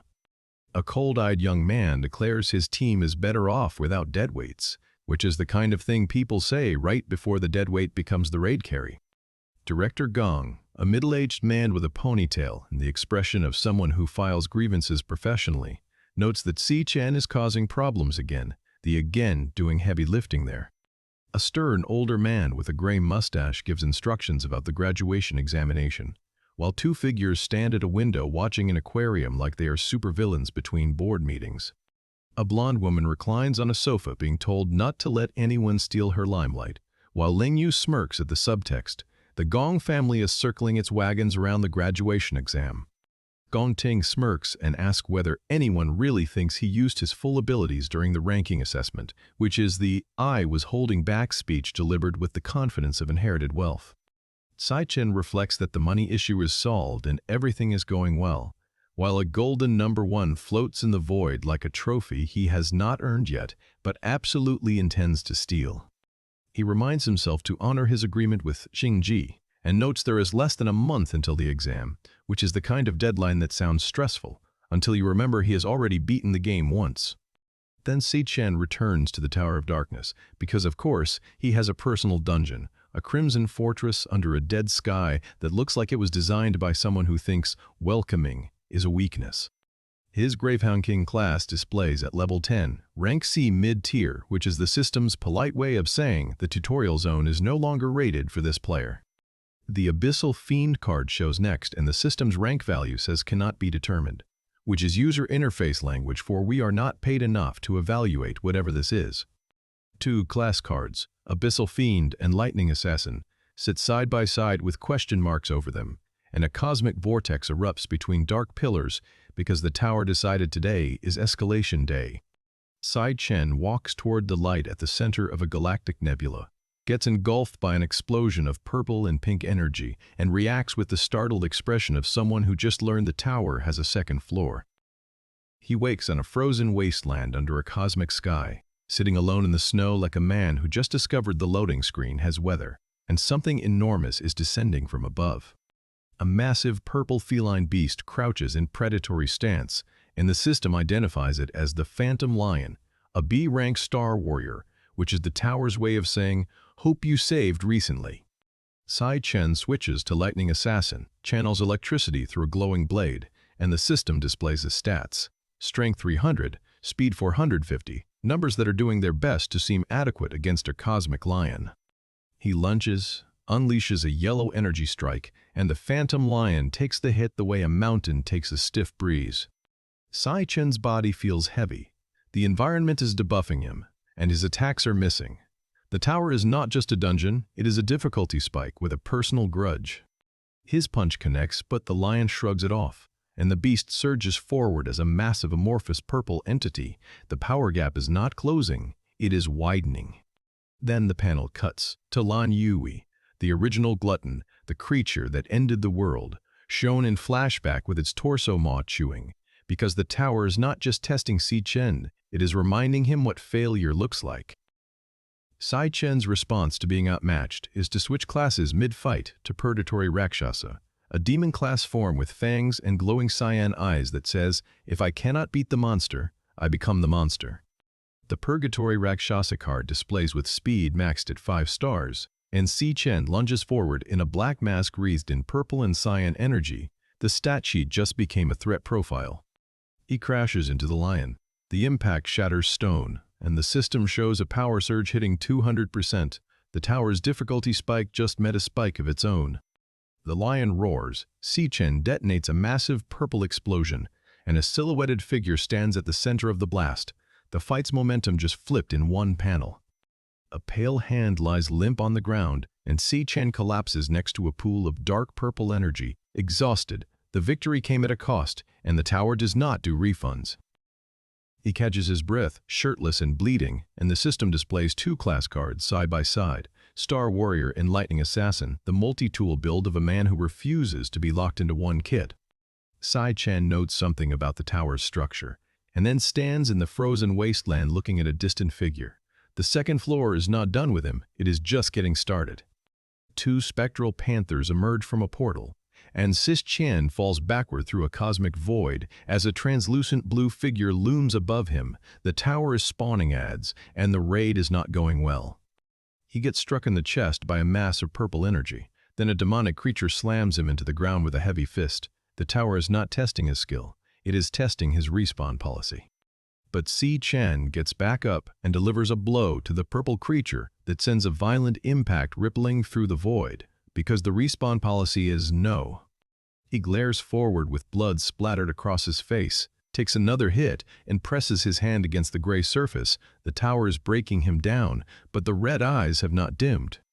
Chen clutches his chest and calls it the lonely and arduous road of purgatory, which is the most regression protagonist sentence ever spoken aloud. And he means every word of it. Back in the real world, Director Gong sits behind his desk drinking from a can while a holographic display identifies him by title. The man who tampered with Chen's rank is having a beverage about it. Chen notes that in previous years there were no minimum requirements for team rank or size, which means the new rule was added specifically to create a problem for someone. Director Gong stands with glowing white eyes and a smug expression, because the man who rigged the ranking system is now also the man explaining the new team requirements. The fox is guarding the henhouse and charging rent. The ranking screen displays the teams. Gong Ting sits at D rank high tier, while Chen's name shows at the bottom, because the system is now an active participant in the conspiracy against him. Ma Long stares at the screen in genuine shock and asks how Chen can possibly be only low E rank, which is the correct question asked by the wrong person at the wrong time. Chen looks at the rigged results and says now surely no one will want to team up with him, which is either a complaint or a recruitment strategy. With this man it is genuinely hard to tell. Gong Ting reviews the holographic list with Gong Ching smirking beside him, because the Gong family is treating the exam rankings like a corporate acquisition they already closed. Gong Ting stares forward in silence, which is either strategic composure or the quiet of a man who just realized the rigged system might not hold against someone who eats demon lords for breakfast. And the man with the smug mustache and glowing glasses sits there with his fingers interlaced, looking like he just won a chess match that is actually still being played. Desperate students swarm a composed man begging to be added to his team. The job market for Awakened is apparently as brutal as the dungeon ecosystem, and the deadline is tomorrow. 4 hands fist bump together with green wristbands glowing, and the system confirms team formed. Somewhere in that cluster is a group that just made a decision they cannot unmake.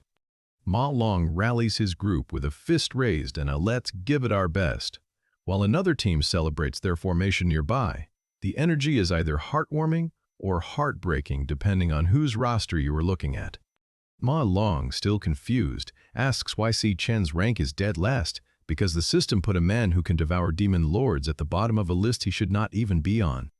Chen says the graduation battle exam is everyone's only chance to showcase their skills, and his expression says he has already read the syllabus, memorized the answers, and eaten the textbook. A symbolic scale balances white human silhouettes against red demonic masks. The system is framing the exam as a balance between humanity and demons, which is either thematic foreshadowing or the most ominous loading screen in Manhwa history.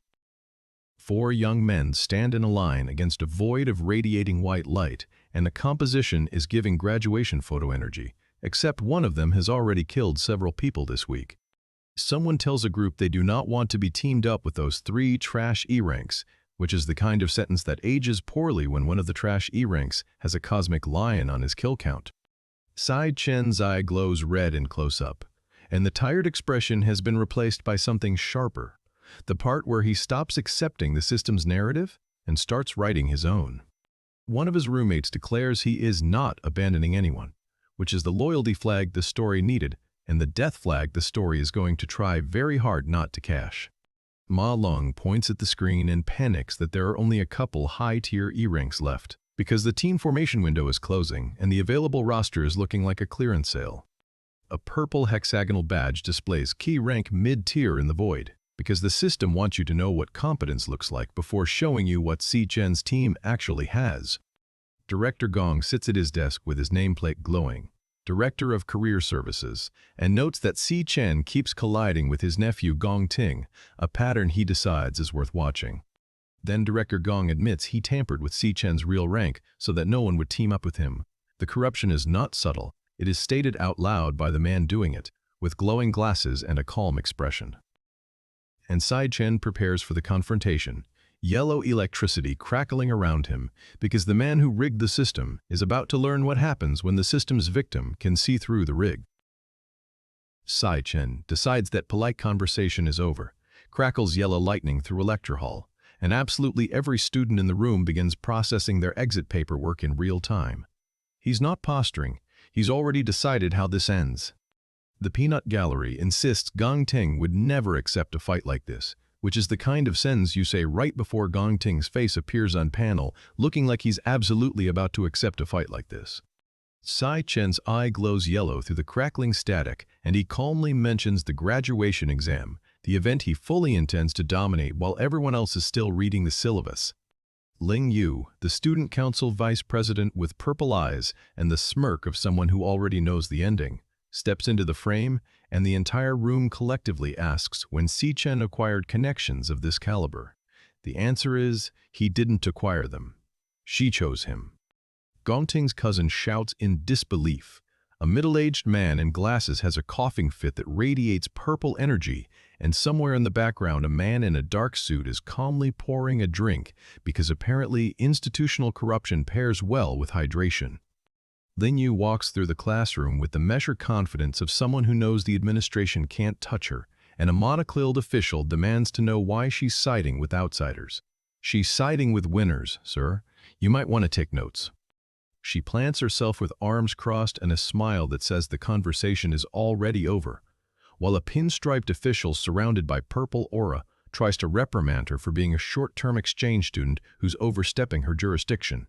That reprimand is not going to land.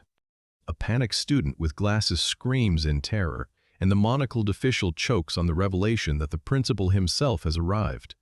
Si Chen, meanwhile, processes this information with the quiet confusion of someone who expected a soldier and got a bureaucrat. Yuan Long, gray beard, white suit, the energy of a man who's already 3 moves ahead, tells the room that graduation exams only mean something if students showcase their true abilities. The blonde woman beside him looks distressed, which is the correct response when an authority figure starts talking about truth in a building built on rigged rankings. The administration pivots to threatening students about losing opportunities, and Ma Long glasses panic. The full package realizes with dawning horror that the gray-bearded official is aiming that rhetoric directly at him. Nobody asked for this subtext, sir. A mustached official dismisses the need for conflict with the old fool, and Gong Ting is told quietly that the fix is in. The high-ranking students have already been arranged for him. The system isn't broken. It was designed this way. Yuan Long laughs and agrees with himself, and then a uniformed man announces the new rule to the auditorium. Teams need at least 5 members, and anyone missing a high-ranked teammate is disqualified. This rule was not written for fairness. It was written to exclude Si Chen.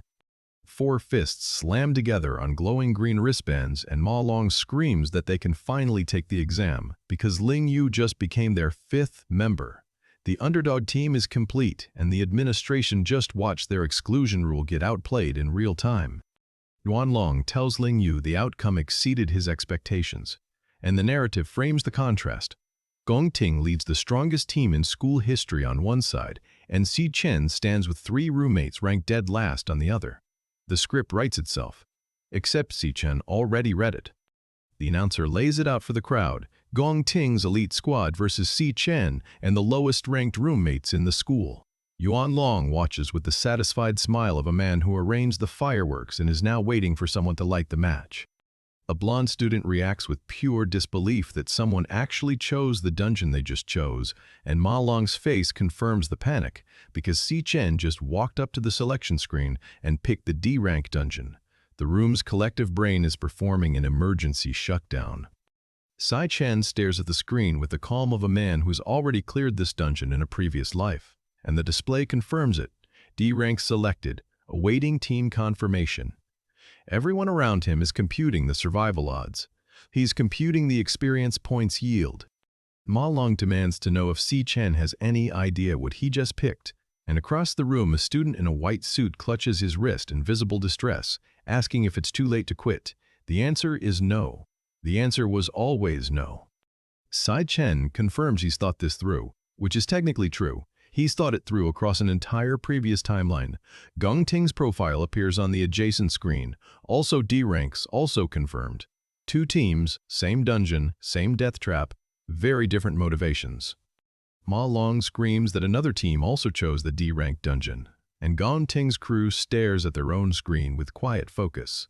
They're not panicking, they're recalibrating, which is worse for everyone else.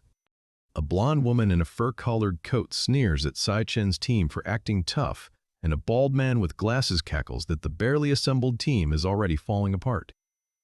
These two are going to be wrong about everything, and the story hasn't even started proving it yet. Ma Long goes silent, and Si Chen notices something.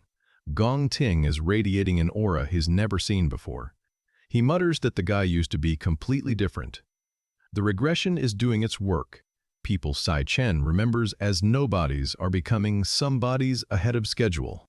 Ma Long slams his fist onto the green confirm button and declares he's been with Si Chen for 4 years, so he's in till the end. The system chimes. 1 down, 3 to go, and every confirmation is a middle finger to the people who wrote them off. Shang Yu realizes with horror that he's the last teammate to confirm, and a dark-haired young man shouts that he's joining too.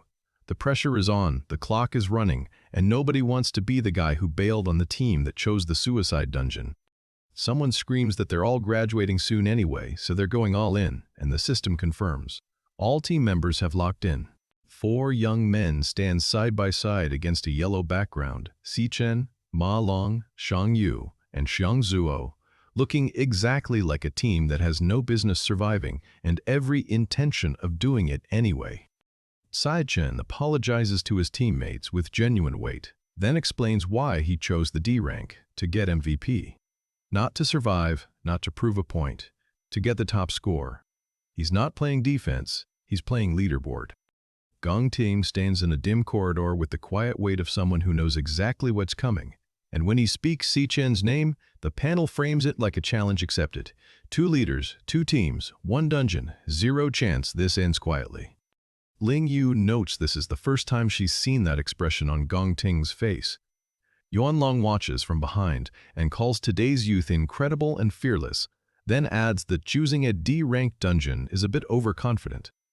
He's right about the first part. He has no idea about the second. Gong Ting privately calculates that even a C-crank couldn't clear what Si Chen's team just chose, and a maroon-suited official states that given their current capabilities, the choice clearly isn't optimal. They're measuring Si Chen by his teammates' ranks. He's measuring the dungeon by its experience points table. A training montage flashes. A blindfolded woman in white shatters dark spheres with red energy. A lean fighter kicks through an opponent with a blue shockwave, and the message is clear. The school's training program is producing real fighters. Si Chen's team is doing push-ups in a courtyard. 2 teammates are on the ground making sounds that no fitness instructor would endorse, and Ma Long panics that everyone else is in the elemental power training room using the monster combat system. Si Chen's team is doing dodgeball, shuttle runs, and long-distance laps. The gap between the elite and the underdogs is not subtle. Si Chen vents frustration about dodgeball and shuttle runs while the graduation exam looms, then tells his team that when fear of the unknown hits like a flood, it won't be dodgeball that saves them. It'll be battle experience. He says this while staring at a city skyline with the posture of someone who's already lived through the flood. A monstrous maw opens wide with rows of teeth designed to end careers, and Si Chen stands before it with yellow lightning crackling off his bandaged arm. He's not flinching, he's menu planning. Gong Ting stands on a rocky cliff holding a katana with his team silhouetted behind him, fire burning beside them, and he reflects that they've been this way since birth. The framing is pure rival energy, 2 protagonists on opposite sides of the same coin, both heading toward the same dungeon. A teammate asks what a bunch of nobodies can actually do, and Si Chen answers that they'll be crossing that social barrier right before everyone's eyes. He's not promising survival, he's promising a spectacle. Ma Long declares that the graduation exam is everyone's only chance to surpass them, the elites, the rigged system, the entire hierarchy that wrote them off. 3 underdogs stand together in a city they're about to shake up. If you've ever been ranked last and knew the ranking was wrong, drop underdog in the comments. I'll wait. Inside the Tower of Darkness, Si-Chen tears through spectral panthers in the Starfell wastelands, slashing and getting thrown backward with blood in the air. He's grinding experience points in a private dungeon while his teammates are doing shuttle runs. The speed gap between his secret training and everyone else's is becoming a canyon. He takes hits, keeps fighting, levels up, and keeps fighting. The cycle of a man who treats pain as a resource and monsters as a meal plan. Every blow he absorbs is data. Every creature he kills is experience points. Gongting trains in fire. Si-Chen levels up to 16 as a lightning assassin, and a system banner confirms the milestone. 2 fighters, 2 training arcs, 1 exam day away from collision. Defeated demons litter the ground. The screen flashes 1 day remaining, and Si-Chen's blood-streaked face stares forward with the rage of someone who knows exactly what's coming. The real battle begins now. Si-Chen gears up with tactical gloves and a focused expression. Ma Long stands worried among guards and officials in the corridor, and the team assembles in sterile white, Si-Chen last, eyes glowing red. Bandages on his knuckles. He's ready. He's been ready since the last timeline ended. Yuan Long greets the principal with a handshake, and Gong Lin, co-founder of the Imperial Guild, steps out of a luxury car with tinted glasses and the smug expression of a man who owns the building. Students watch from a balcony in awe. The VIPs have arrived, and they brought the entire power structure with them. Gong Ting exits his own vehicle with a driver holding the door, and students on the balcony lose their minds at the revelation that the Federation's vice chairman is personally attending. The graduation exam isn't just a test anymore, it's a spectator sport with institutional stakes. Officials walk across the plaza. A mustached man announces that 28 teams are divided and 23 chose the F-rank dungeon while only 3 chose D-ranks, and a woman with a high ponytail reacts with genuine surprise that anyone volunteered for the hard path. 3 teams looked at the difficulty chart and said, that one. Si-Chen's was first. Inside an E-rank dungeon, Lina and Ma Long huddle terrified among ice and webs, while stag spiders and a massive insectoid creature loom over them. This is what normal teams face. Si-Chen's team chose something harder than this on purpose. A woman with glasses asks about protective measures for students in imminent danger, and the mustached official assures her the students are their most valuable resource. That's corporate, for we've technically got a plan, please stop asking. Ma Long screams while clutching his glowing wristband, and 3 students collapse in terror inside a crimson energy field. The exam has started, the monsters are real, and the withdrawal function on those wristbands is getting field tested by people who did not sign up for this level of commitment.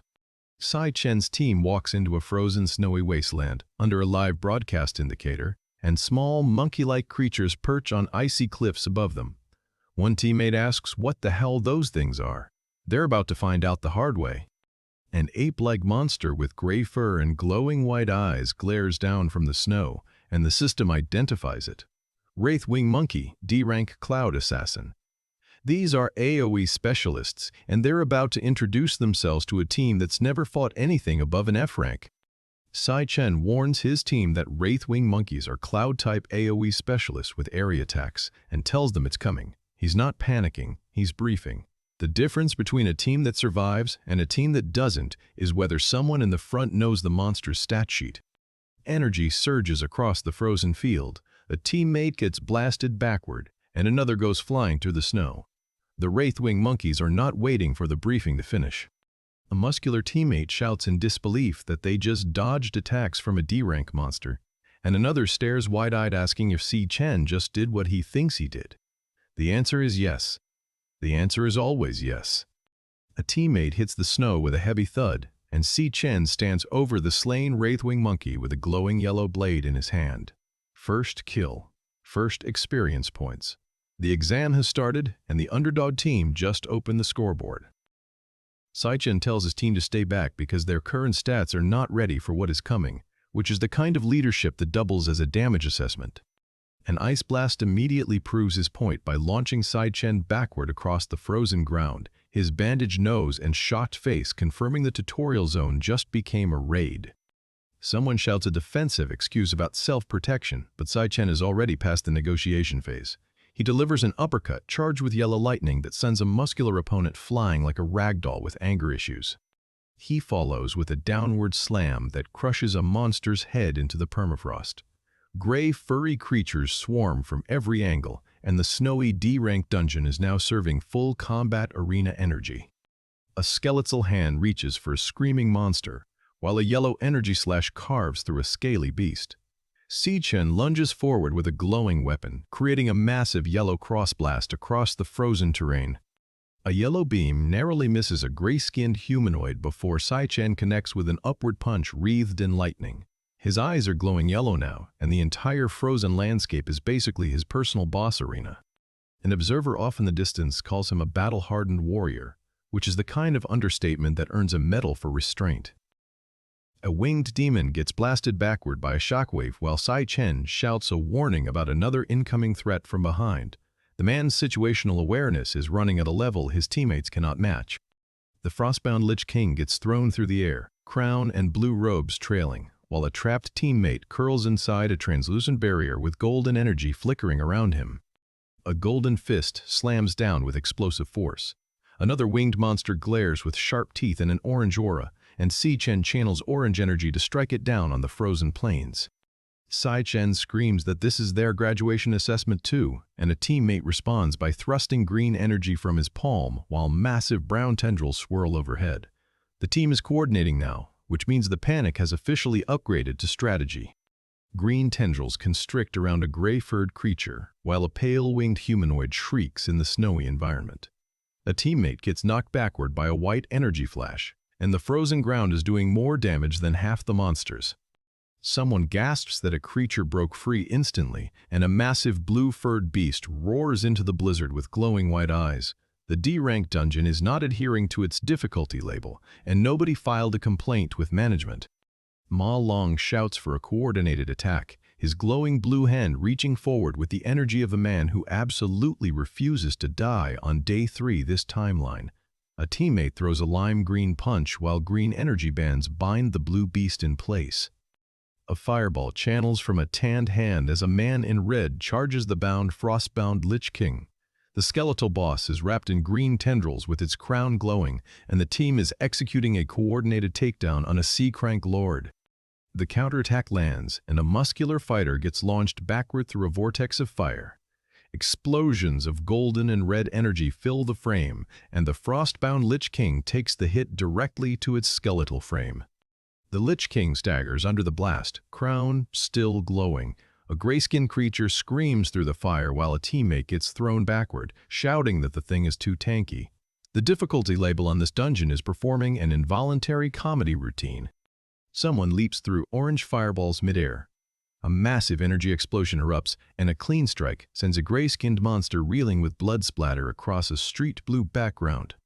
A shockwave tears through the air as a teammate screams that he cannot hold back anymore.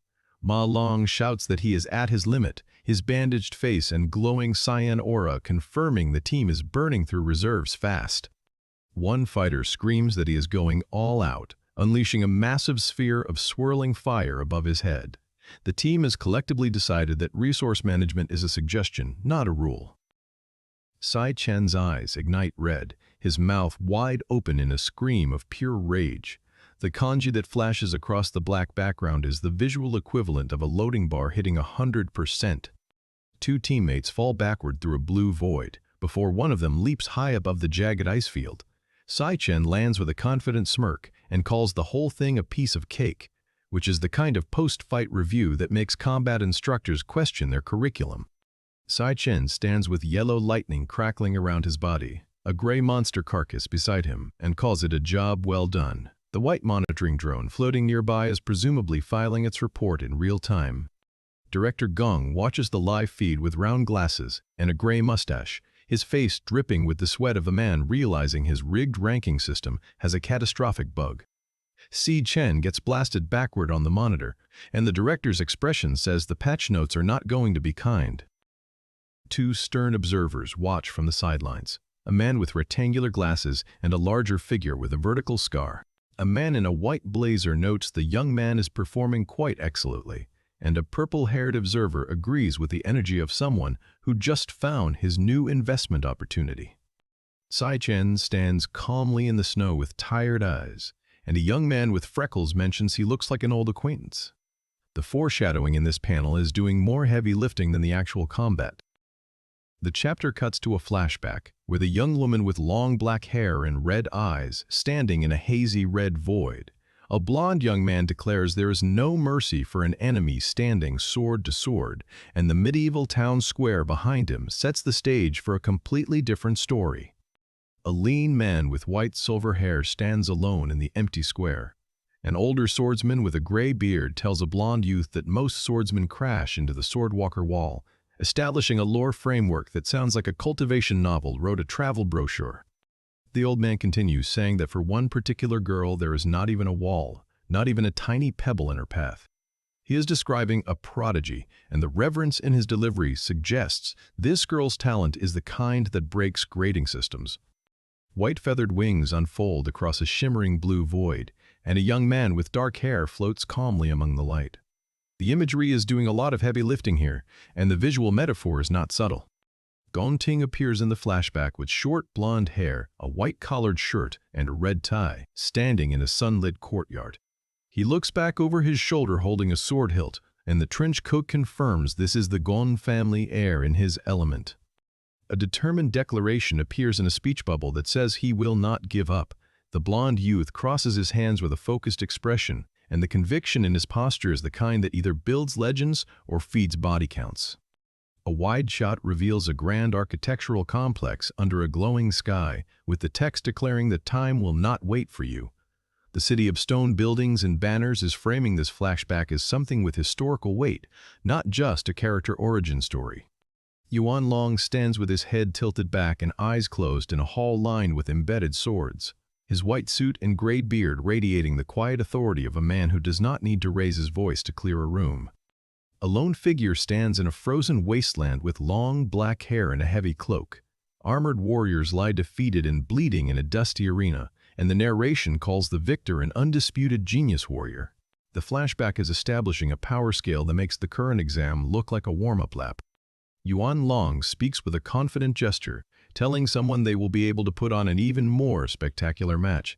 A blond youth stands silently while a hand reaches toward him from the side, and the political machinery behind this exam is starting to show its gears. The blond youth looks upward with a hopeful smile, and Prophet Marcus appears with a gaunt face and feverish eyes, reaching out with one hand from the shadows of a stone hall. The man's bone staff is not visible yet, but the robes and the desperation are already broadcasting his character sheet. The blond youth tells Marcus that if it is even slightly troubling, just shake his head. Marcus responds with sorrowful eyes, calling it his own selfish greed and wanting even a tiny handful of courage. The man is asking for a sword the way a starving person asked for crumbs. A middle-aged man with a monocle smiles calmly in a bright white space. The blond man bows deeply in submission before him, and the power dynamic in this hall is as visible as the stone pillars holding it up. Lord Zhao appears in a military-style jacket with traditional Chinese closures and a confident smile. A blond man stares forward with sharp blue eyes and white gloves, and a pair of daggers is displayed as someone declares the conditions are finally met. The conspiracy is assembling its pieces on the board.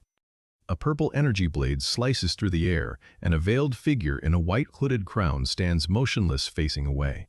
Li Na appears with long black hair and a composed expression, holding a thin sword. The flashback is pulling in characters from multiple threads and weaving them into the same tapestry. A masked woman with green hair smiles cheerfully in a wooden hall. Si-Chen appears in the flashback with his bandaged nose and tired red eyes, saying they promised the audience a better spectacle. A woman with long dark hair refuses a proposal with a sharp, focused gaze, and the political stakes of this flashback are climbing. Li Na looks upward with a stern expression beneath a towering black silhouette. Someone with a smug smile mentions great significance for swordsmen of the Eastern continent, and a woman with dark green hair takes it as acceptance. The flashback is setting up a match with political undertones, and the audience is not just the crowd in the stands. A tall, cloaked figure stands in a cold courtyard with a pointed crown-like hood obscuring all features. Someone says that, as a human rather than a warrior, and a woman with long black hair faces a blond young man in a white void. The philosophical framing is stacking up faster than the combatants. A hooded figure with a crown and sword stands in a vast empty stadium, face completely hidden. A blindfolded man with messy blonde hair walks forward with a thin sword, and Si Chen delivers a stern warning with his bandaged nose and dark clothing. The pieces are on the board and the match is about to begin. A dark-haired man's wide-open eye stares with intensity as someone's fate is declared. A cloaked figure is thrown against a dark wall by a massive wave of red energy, and the flashback is ending on a note that promises consequences rather than resolutions. A young man in a dark headpiece looks upward with shock against a crimson void.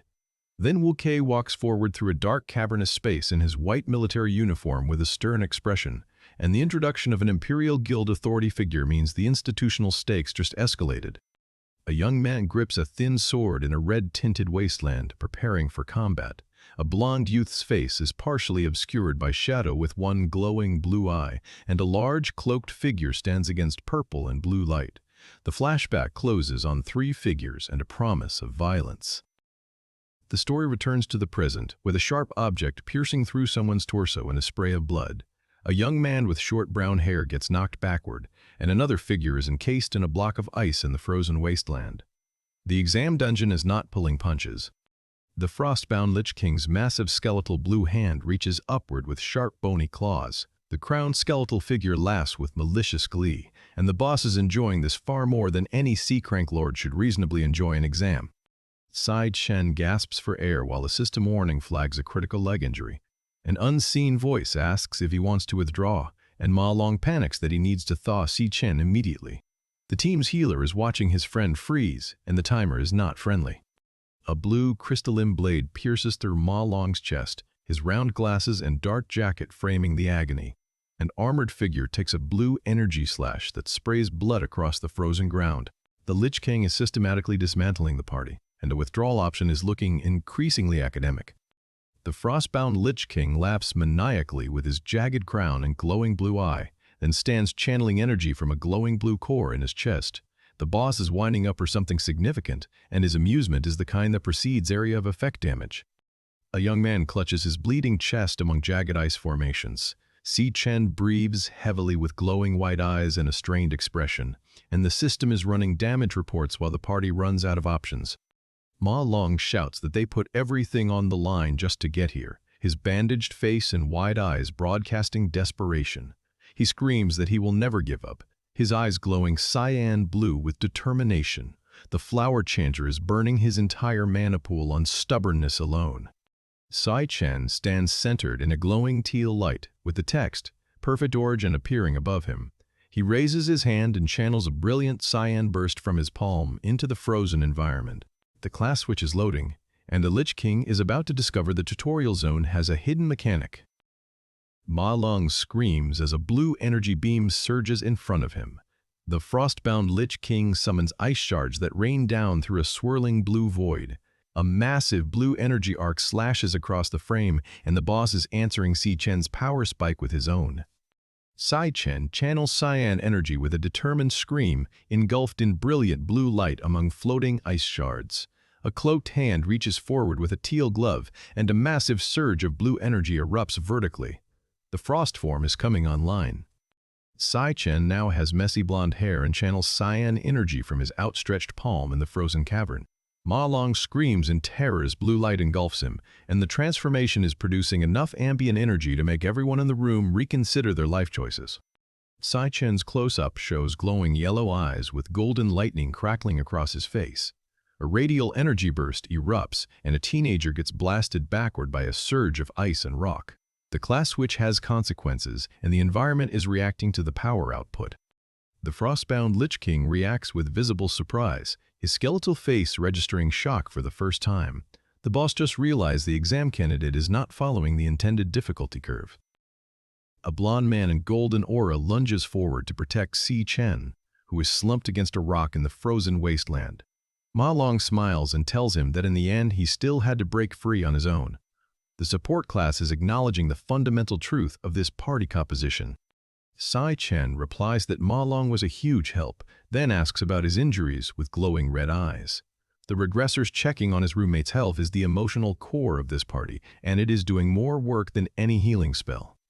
An off-panel voice identifies the enemy as a sea-crank cloud elemental monster lord, the frost-bound Lich King. Two teammates crouch among ice peaks while the ground rumbles, and Ma Long's wide-eyed panic confirms the boss classification is accurate and terrifying. A massive pillar of blue ice erupts from the ground. The frost-bound Lich King stands before it with crown and flowing robes, radiating cold power. The boss is not hiding anymore, and the arena is now his territory. Sai Chen stands atop an ice peak looking down, and a blue-haired figure reacts with profane shock. The Lich King grins with glowing blue eyes, his skeletal jaw opening wide in menace. Ma Long screams about the size of the Frost Nova, and the boss is casting something that breaks the scale of the encounter entirely. Ma Long panics at the sheer size of the Frost Nova engulfing him. The Lich King descends through a bright void with his robes trailing light, and a massive blue energy surge erupts across the field. The boss is going all in on this cast. The Lich King's skeletal face glows with intense blue light, crown and eyes burning. A massive eruption of ice shards creates a jagged crystalline canyon with a small glowing figure at its base. The Frost Nova has landed, and the frozen landscape is now a weapon. A system status window appears, identifying the floating figure as Sai Chen, Gravehound King at level 16. The class label is displayed on panel, and the observers are about to have a conversation about dual-class awakeners. A Lich King roars with his jaw wide open, blue frost aura swirling. Ma Long gasps in disbelief, asking if Si Chen is a 1 in a million dual-class awakener. The bespectacled roommate is processing a revelation that breaks every rule he was told about the awakening system. Sai Chen's face is half-skeletal with one glowing blue eye and one red human eye, and he shouts the words dual-class awakener with the shock of a man who just read his own character sheet and found a feature he did not know existed. A determined teenager stares forward with neon pink and cyan energy swirling around him. A massive glowing pink fist strikes forward, and Sai Chen is loading a combat class that the Lich King has never seen before. The system displays Sai Chen's Abyssal Fiend class on a status screen. He declares he will finish this right away, his glowing blue eyes and silver chain necklace framing the declaration. The fight just shifted from survival to cleanup. A towering, shadowy demonic figure is struck by a brilliant beam of white and pink energy. A young man gets knocked backward by a pink energy slash, and the Abyssal Fiend's opening move is sending combatants flying before the boss can even register the class change. Sai Chen opens this stretch like a man who already read the patch notes for the boss fight. He swaps classes mid-thought, and the system just says, loading, class change, like it's not about to delete a sea-crank lord from the encounter table. The status card drops, level 0.16 signs Sai Chen, Abyssal Fiend, the kind of class name that makes guild recruiters update their will. He tells the room he'll finish this right away, and then counts down like he's speedrunning a raid skip. 1, 2, strength and stamina stats flood the display. Sai Chen shifts into full frost form, white silver hair, and launches a blast that sends the frostbound Lich King reeling. The Lich King tries to bite back. The counter fails. Si Chen is already crouched in the follow-up pose, cyan eyes glowing, having abandoned restraint. Victory screen. The frostbound Lich King is now a weather pattern. Si Chen looks down at it and asks, with the emotional range of a man checking a receipt, whether it still has enough juice to defrost his teammates. He reaches out, channels frost through his palm, and the system files the encounter under Archive File, Frostbound. The Cloud Mage card displays its stats on screen.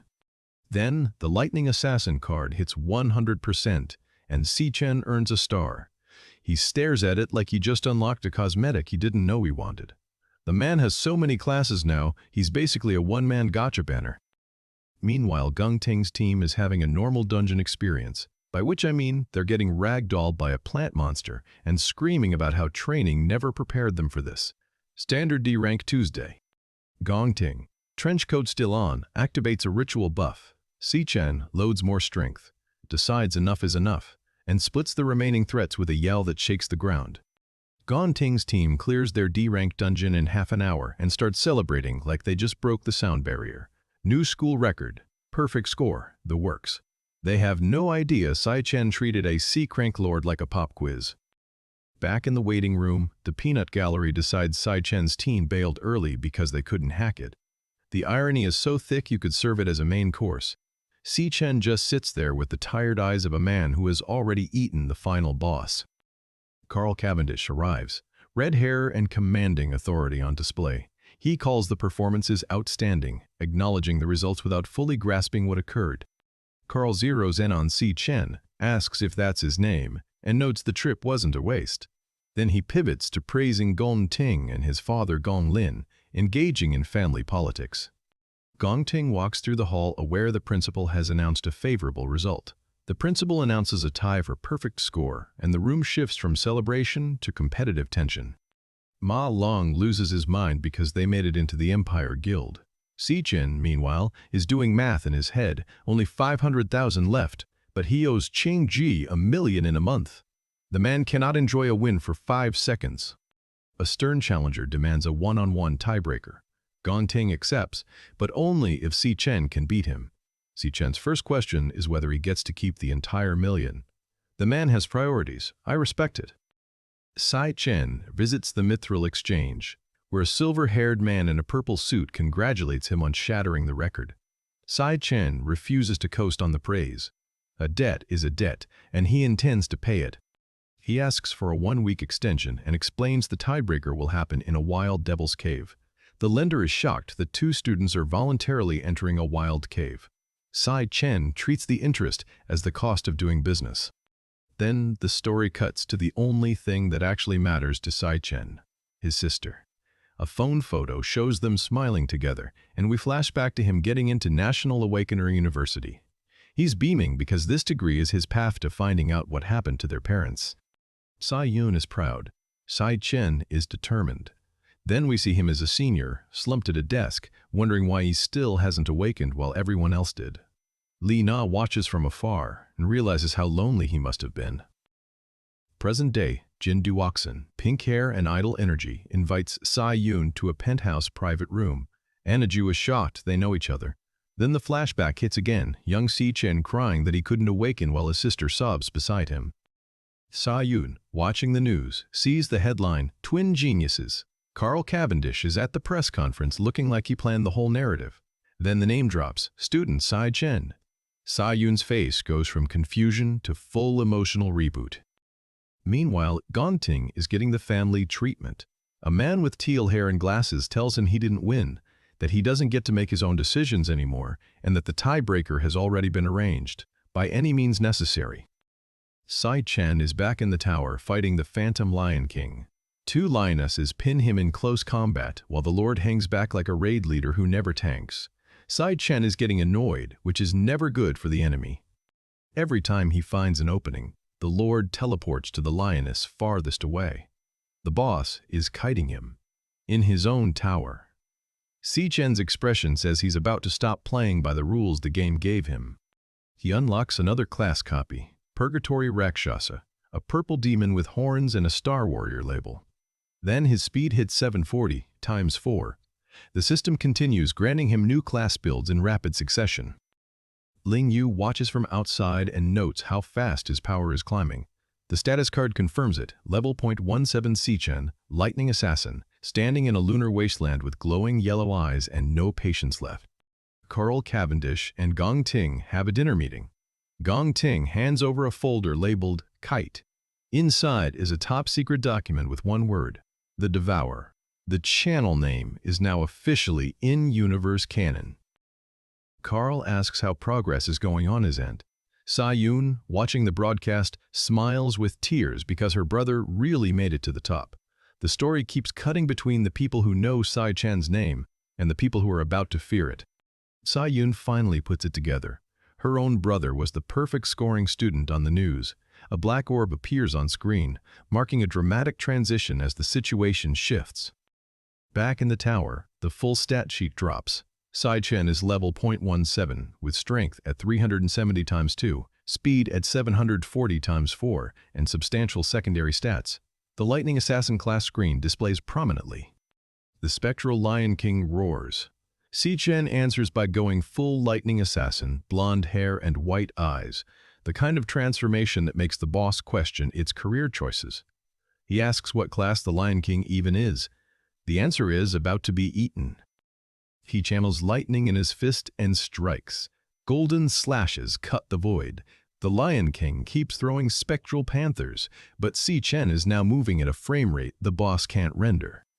The Lion King looms larger. Si-Chen stands under descending demon claws and charges more lightning. He realizes matching this thing head-on with speed alone is a losing proposition, so he changes class. Loading. Switching class. Si-Chen transforms into the Frostbone Skeleton King, white silver hair, ice shards erupting from his body. Floating pink eyes watch from the wasteland, Asmodeus, observing from within the tower. The Lion King realizes it's being toyed with. Si-Chen, now in frost mode, asks why he was trying to match speed at all. The answer is, he wasn't supposed to. The boss was supposed to die cold. Ice finishes the job. The system card displays level 0.107 Si-Chen, Frostbone Skeleton King, Cloud Mage, with a skeletal ice armor form standing behind him, like the world's most aggressive character select screen. Si-Chen's Frost King transformation activates instantly. White silver hair, jagged ice crown, the entire appearance overhauled in a single frame. The system executes the change as an immediate model swap rather than a gradual evolution. The close-up on his face confirms it. Glowing blue eyes, a scar he earned in a fight we barely saw, and the expression of someone who treats world-ending threats as a scheduling conflict. This man has the resting energy of a final boss who showed up to a mid-boss fight. The system confirms level 17, class Frostbone King, and the stat sheet is the Manhwa equivalent of a loading bar that skipped 40% because the hardware was too powerful. He's standing in ice armor with a crown made of frozen shards, and the panel is treating this like a casual Tuesday. Then the class card displays King Frost, Cloud Mage subtype, with a skeletal frame wearing ornate white and blue armor and a glowing blue core in its chest. The stat distribution is heavily concentrated, pushing the class's numbers to extreme values. Si-Chen floats serenely in full frost armor, while the environment around him detonates, which is the visual equivalent of someone reading a book during a fireworks show. A purple creature with its mouth wide open catches the edge of a white energy eruption and learns about proximity-based consequences.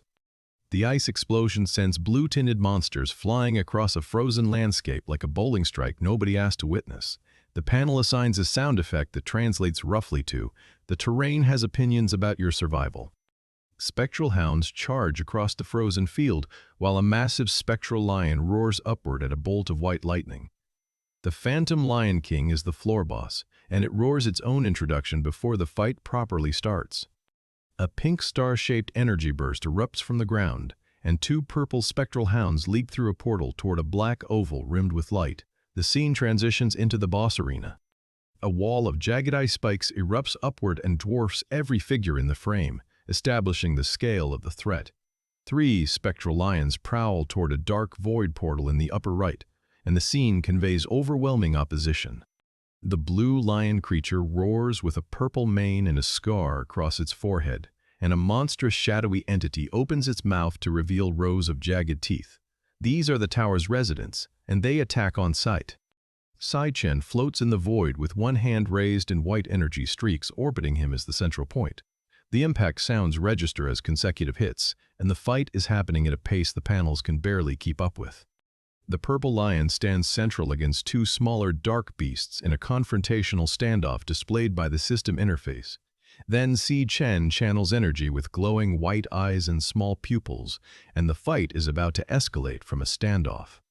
A blue-skinned monster fills the frame with its roar, glowing white pupils and black sockets, and a wide-open maw. The translucent blue energy creature opens even wider, and 2 consecutive panels show the creatures roaring at each other. A massive blue energy explosion fills the entire frame with blinding cyan and white light, which is the Manhwa's way of saying the decisive blow happens somewhere inside this, and you don't get to see the details. The Phantom Lion King's floor is done. A spectral purple lion bursts through a wall of jagged ice, and a small, dark-haired figure stands in the lower left, completely dwarfed by the scale. The dark purple beast gets partially encased in ice mid-charge. which is the Frost King class executing its ice-based ability. Then Sai Chen reaches toward a massive, glowing spiked mace, and the system displays his next class, level 17 Infernal Rakshasa. He's switching from ice to fire mid-dungeon, which is the build crafting equivalent of respeccing during a boss fight because you got bored. The switch completes mid-stride, and the system confirms it with a notification that appears without prompt. The first floor of the Dreadspire is officially cleared, and the narrative text box displays the confirmation as a formal heading. A demonic figure with spiky black hair, small horns, and a chain around his neck glares with glowing blue eyes through a purple energy background. The sharp-toothed smirk that follows confirms this class has a personality, and that personality is arson. A white light beam erupts and shatters the environment into dark fragments, with a silhouetted figure caught in the blast. The silhouette leaps through the explosion with a long tail trailing behind it, which is the infernal Rakshasa form making its entrance. The demonic figure descends with black wings and a magenta aura, crashing into the ground. The final panel of the floor shows Si Chen standing with a glowing white sword over a defeated purple-skinned creature in a frozen wasteland under a cosmic sky. Si Chen looks off-panel and asks the small white lion cub if it wants to come with him, and the cub responds with a roar that has approximately 0 intimidation value. The system warns that higher floors mean more vicious monsters, which is the game's way of saying the tutorial is over. Si Chen asks the cub if it's sure, and the creature roars again with glowing magenta eyes and tiny fangs that couldn't threaten a sandwich. The Manhwa is playing this completely straight, which is the correct tonal choice for a scene about a boy and his potentially world-ending magical pet. Si Chen closes his eyes, declares his acceptance of the contract, and his eye glows red with a star-shaped pupil that the panel treats like a formal signature. Then an extreme close-up shows a single magenta-purple eye with a white star pupil, and that is not Si Chen. That is something watching him accept. The system displays the cub's stats with 5-star speed and elemental ratings, confirming this fluffy thing has the mechanical profile of a small warhead. Si Chen stands with the cub floating beside him, and the panel composition is doing its best boy and his dog impression, with a creature that could probably level a building. A golden energy pillar erupts from the ground in a volcanic wasteland, while Si Chen stands at its base as a small silhouette. He's panting, sweating, and saying it feels like he's about to melt, which means the higher floors aren't pulling punches even for someone who already beat the game once. Si Chen channels a white energy sphere in his chest with intense focus, and a panel frames him in stark white with red slash marks like the composition itself is bleeding. Then his eyes go wide with shock and blood streaks down his face. Something hit him before he saw it coming. He wakes up in bed gasping, and the realization lands. He got one shot without even seeing what hit him. The man who survived the apocalypse, who ate demon kings, who speedran an entire progression system, got deleted in one frame by something on a tower floor he hasn't even reached yet. His sister calls him to breakfast, and the scene cuts to Si Chen eating noodles while Si Yun walks away in the background with her yellow backpack. She reminds him about dishes and laundry, and the tonal shift from "I was one shot by an unknown entity" to "don't forget the dishes" is doing so much heavy lifting. Si Yun tells him she's off to her summer job, and Si Chen reacts with confused concern because he told her he'd handle the money. She's 14 and already working, which is the exact situation Si Chen's regression was meant to prevent. Si Chen reflects that Si Yun has always been like this, independent, stubborn, already living her life like nobody told her she's supposed to wait. A framed photo shows her making peace signs beside him, and his internal monologue lands on the fact that she's still just a kid. He thinks about what comes after school. He has to go after Demon King Wrath, and the panel shows a city skyline under an oppressive pink sky with fleshy tendrils looming overhead. Si Yun is the only person he can't stop worrying about, and the composition makes sure you understand why. Then the small white creature gets sucked upward into an eye-shaped black void, and Si Chen reacts with genuine shock. He actually got something from the tower he wasn't expecting. His eyes glow purple, matching the cub's, and the contract bond is already doing things the system didn't fully explain. The archive file labels the cub as the Phantasmal Lion King, and Si Yun is shown cuddling a white cat in an alleyway because she's loved animals since she was little. The manhwa is drawing a direct line between the cub's true identity and Si-Yoon's personality, and Si-Chen is about to use that connection deliberately.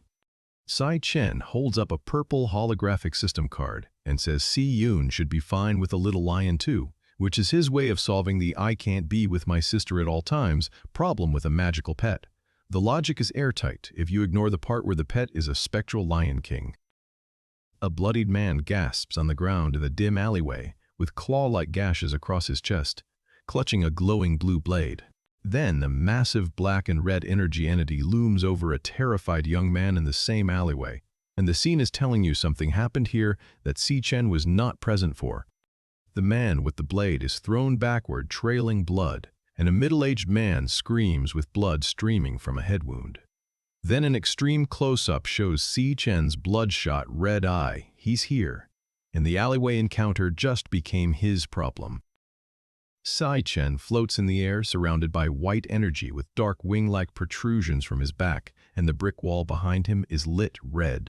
Si-Yoon walks through the city after work, exhausted and complaining about milk tea customers, completely unaware that her brother just went full supernatural combat mode 3 blocks away. Si-Yoon walks through a narrow alleyway carrying drinks and hoping her brother likes the flavor she picked. She's alone, in a corridor with industrial pipes and metal shutters, and the manhwa is framing her isolation with the kind of composition that makes your stomach drop.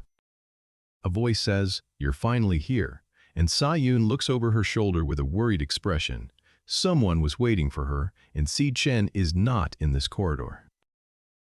A cluster of red roses fills the frame, and Jin Do-Joksin appears holding a bouquet with a peace sign and a smug expression that radiates main character syndrome. He tells Si-Yoon he's been waiting for her, and the energy shift from alleyway danger to pink-haired idol with flowers is the most aggressive tonal pivot this chapter has attempted. Si-Yoon asks how he even knows where she lives, and Jin Do-Joksin smirks about his father being the director of the #1 hospital with connections everywhere. The manhwa is introducing him as a stalker with privilege, and the panel composition is not trying to make this charming. Someone grabs Jin Do-Joksin's wrist, and the panel reveals it's Yang Zhuel, the pink-spiked flame mage from the dorm, who says he called friends too. Si-Yoon tells Jin Do-Joksin that lurking outside someone's home is creepy, and she is correct, and the fact that this needs to be said out loud is a red flag the size of a building. Jin Do-Joksin screams in rage with wide white eyes and gritted teeth, then threatens that he can make her comply. The panel cuts to a red energy slash across a white void, and the implication is that this confrontation just crossed from uncomfortable into dangerous. Then a fist connects with Jin Do-Joksin's face.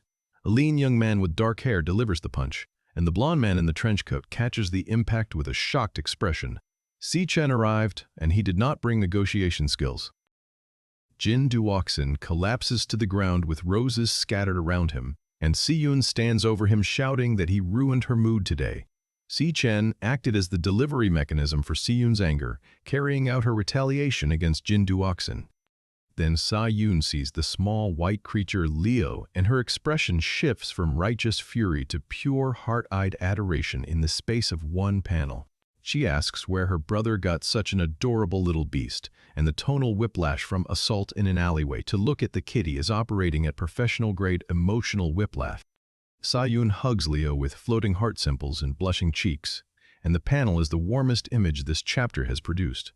She pets the cub, who purrs, and Si-Chen watches this with the expression of a man who just solved 2 problems with 1 spectral lion.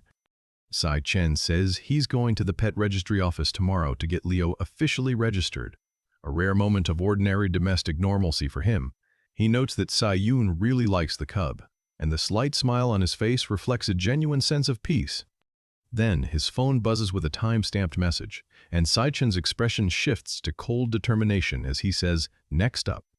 The piece lasted exactly 1 panel, and the system is already pointing him at whatever comes after Jin Do-Joksin. A middle-aged man in a gray suit smiles confidently amid swirling lime-green energy, and the scene cuts to a forest clearing where multiple authority figures gather around a glowing green portal. The graduation exam's institutional machinery is assembling, marking the start of the next arc. Si-Chen and Gong Ting stand side by side in a sun-drenched forest, And the framing is doing everything short of captioning it rivals Chapter 1. 3 judges line up in a formal lineup facing forward, and the panel composition is treating this like a weigh-in before a title fight. Yuan Long, gray beard and white suit, asks the vice chairman why his schedule in Eastern Nation ended 2 days ago, and what could be more entertaining than what's happening here. Vice Chairman Carl Cavendish, the handsome young man with light brown hair, smiles and says nothing could be more entertaining, which is the exact energy of someone who showed up to watch a fire he already poured gasoline on. 3 men walk forward through a glowing green field, and Si Chen leads with Gong Ting behind him and a third figure trailing. The green energy fills the entire background, and Si Chen's face in close-up carries the tired, somber weight of someone who already knows how this exam ends and is walking into it anyway. Si Chen stares forward with glowing red eyes and jagged red energy flickering across his chest, and then the system drops a high-danger creature detected warning in red hexagons over his vision. The exam hasn't started yet, and the system is already screaming, which means whatever's waiting in that forest is not on the syllabus. Si Chen's system fires a high-risk monster detected alert so aggressive it might as well be a push notification from the apocalypse. Even the demon art itself is apparently having its first-ever panic attack. Si Chen and Gong Ting walk side by side through a wasteland that looks like the Earth's dermatology problem. 2 candidates, 1 assessment, 0 chance this goes according to plan. A pale green insectoid monstrosity erupts from the stone floor like the world's worst surprise party. Gong Ting lunges with his blade, golden energy meeting whatever passes for a face on that thing. Gong Ting gets launched backward by a green energy blast, then the monster slams down, and Si Chen answers with a golden blade sweep that severs the creature's arm clean off. Combat efficiency that borders on rude. A golden-orange explosion detonates on impact, and the judges immediately award a perfect 10. The cowboy hat woman, Yuan Long, and a man with dreadlocks all hand out 10s like they're grading a gymnastics routine. Then the evaluators pivot to Si Chen and declare his performance a complete failure. He's standing alone in a cracked wasteland looking like a man who just got told his dissertation was rejected. Yuan Long, the gray-bearded authority figure in the white suit, gets asked point-blank what Si Chen is searching for. He starts to answer, and the panel cuts away because this Manhwa hates giving you information on schedule. Si Chen stands surrounded by twisted organic tendrils in a chaotic void, and he says 2 words, "I found it." Whatever he was looking for, the search is over, and the expression on his face says the next part is going to be expensive for everyone involved. Yellow lightning erupts from his fist. A bolt slams into the ground, and Si Chen stands atop a pile of defeated enemies channeling electricity like a human Tesla coil with a grudge. The evaluators called this a failure. The evaluators need new glasses. A panicked observer screams that a level D demon lair just appeared, and Si Chen activates his lightning assassin class with the skill Divine Flash. He goes blonde, he goes fast. The insectoid monsters do not have a good time. Si Chen becomes a yellow blur carving through insectoid creatures with intersecting light trails, then a pillar of ice erupts, scattering the survivors. He finishes by slamming a glowing yellow blade into the ground, creating a shockwave that sends the remaining monsters flying. An observer literally asks out loud if Si Chen is too overpowered. 2 officials whisper frantically about how to justify his performance on paper, because the grading rubric did not account for 1 student soloing a demon lair. A man in a white suit mutters Si Chen's name with the tone of someone realizing they have a problem. Another official finds the whole thing intriguing, and Carl Cavendish, the red-haired World Guild Alliance vice chairman, smiles and wonders how Gong Ting will respond. Then the monitoring signal starts glitching. Yuan Long notices the interference, and the system display flips from a D-ranks detection to a glitching question mark with 0% signal strength. The assessment just went from standardized test to survival horror without a patch note. Lab-coated scientists panic at their terminals while a massive lime-green portal tears open between jagged rock formations. A man in a blue suit stands before the black void, and Si Chen's eyes lock onto something with the focus of a predator who just found the main course. Si Chen stares into swirling pink energy, his red eye burning with intensity, and then the entrance to the demon lair vanishes completely. Someone screams that it's gone, which is the kind of plot development that makes exit strategies irrelevant. Si Chen looks over his shoulder with a tired expression. Gong Ting standing behind him with his sword at his hip.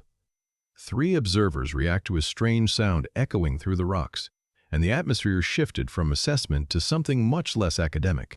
Sai Chen reacts in shock as a voice is identified on panel as the Demon King Wrath. A crimson explosion of energy erupts, and Sai Chen's single glowing red eye burns through a dark silhouette.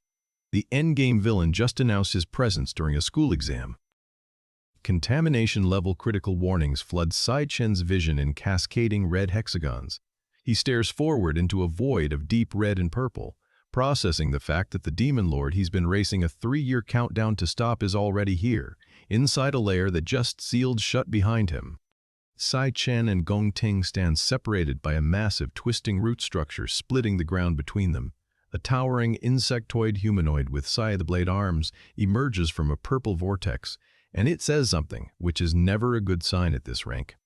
Sai Chen shouts that a monster speaking human language means it's at least high-tier cranks, which is the kind of tactical assessment you make when you've already fought everything in the bestiary once before. The man has a PhD in demon taxonomy from the University of Watching Everyone Die. A figure in purple robes leaps through the air trailing a massive glowing pink axe, while Linwalk, the white-uniformed military officer, watches from the cliff. The axe connects, blood sprays, and a shadowy beast slams its paws down in retaliation. A pale demonic creature swings a massive curved blade, and a man in a white suit clashes with it while energy streaks tear across the rocky plain. Someone gets slashed across the chest hard enough to paint the panel red. Gong Ting leaps through the air with a glowing orange sword, slashes an insectoid monster, and sends it blasting backward across the wasteland. The man is bleeding, battered, and absolutely refuses to stop swinging.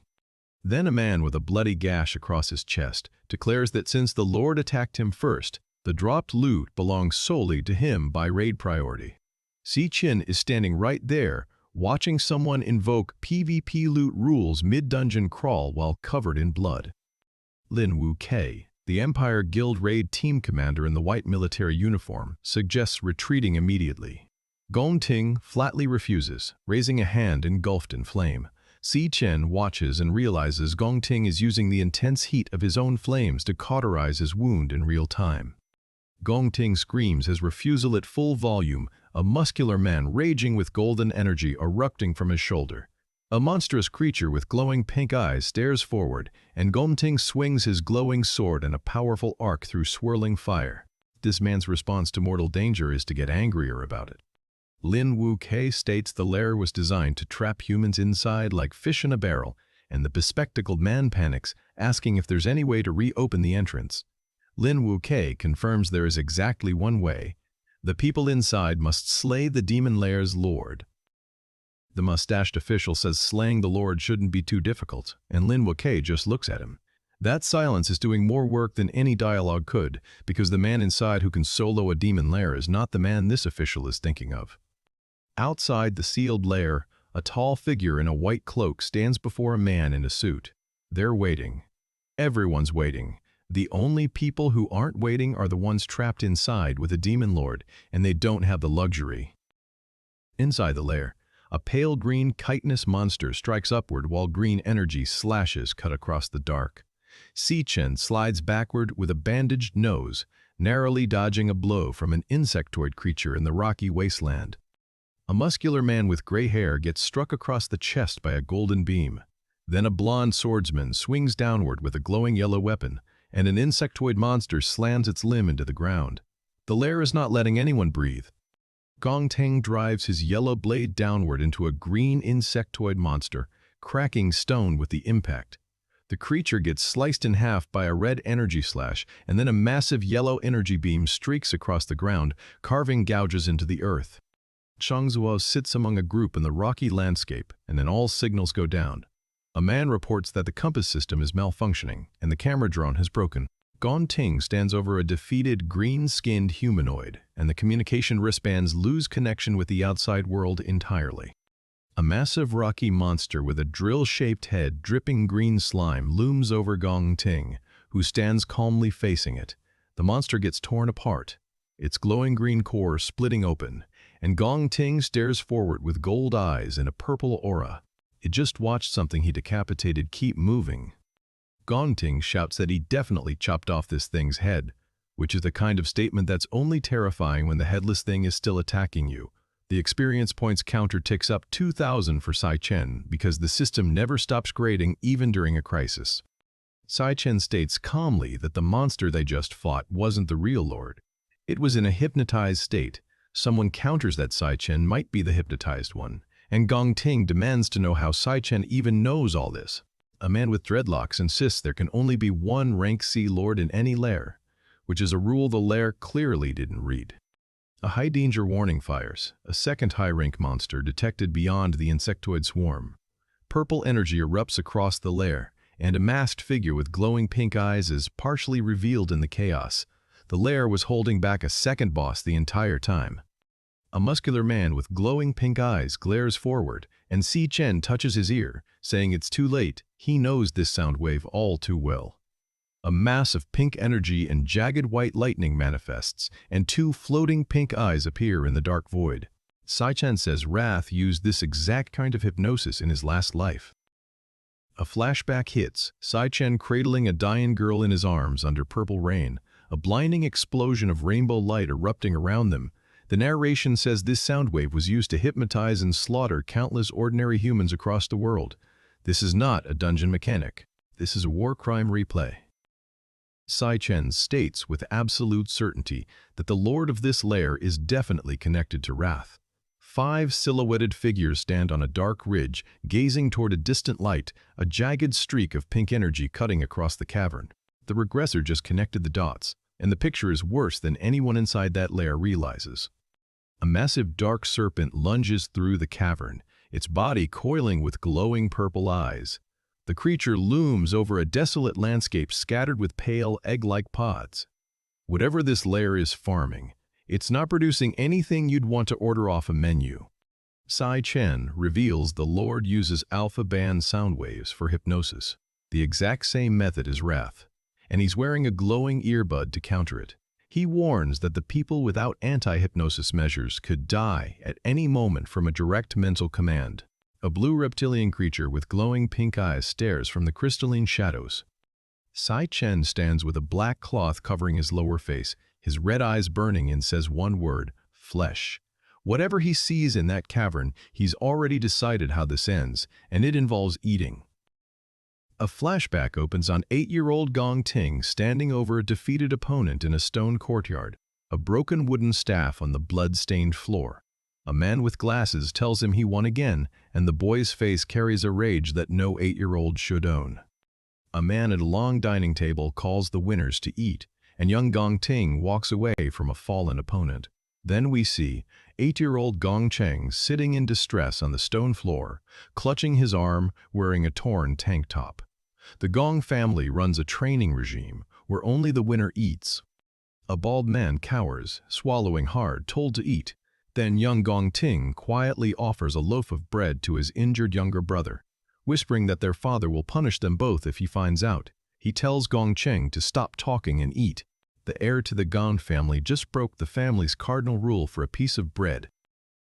Their father, a man with rectangular glasses and a groomed goatee, states that he has always been the winner, and only winners have the right to eat.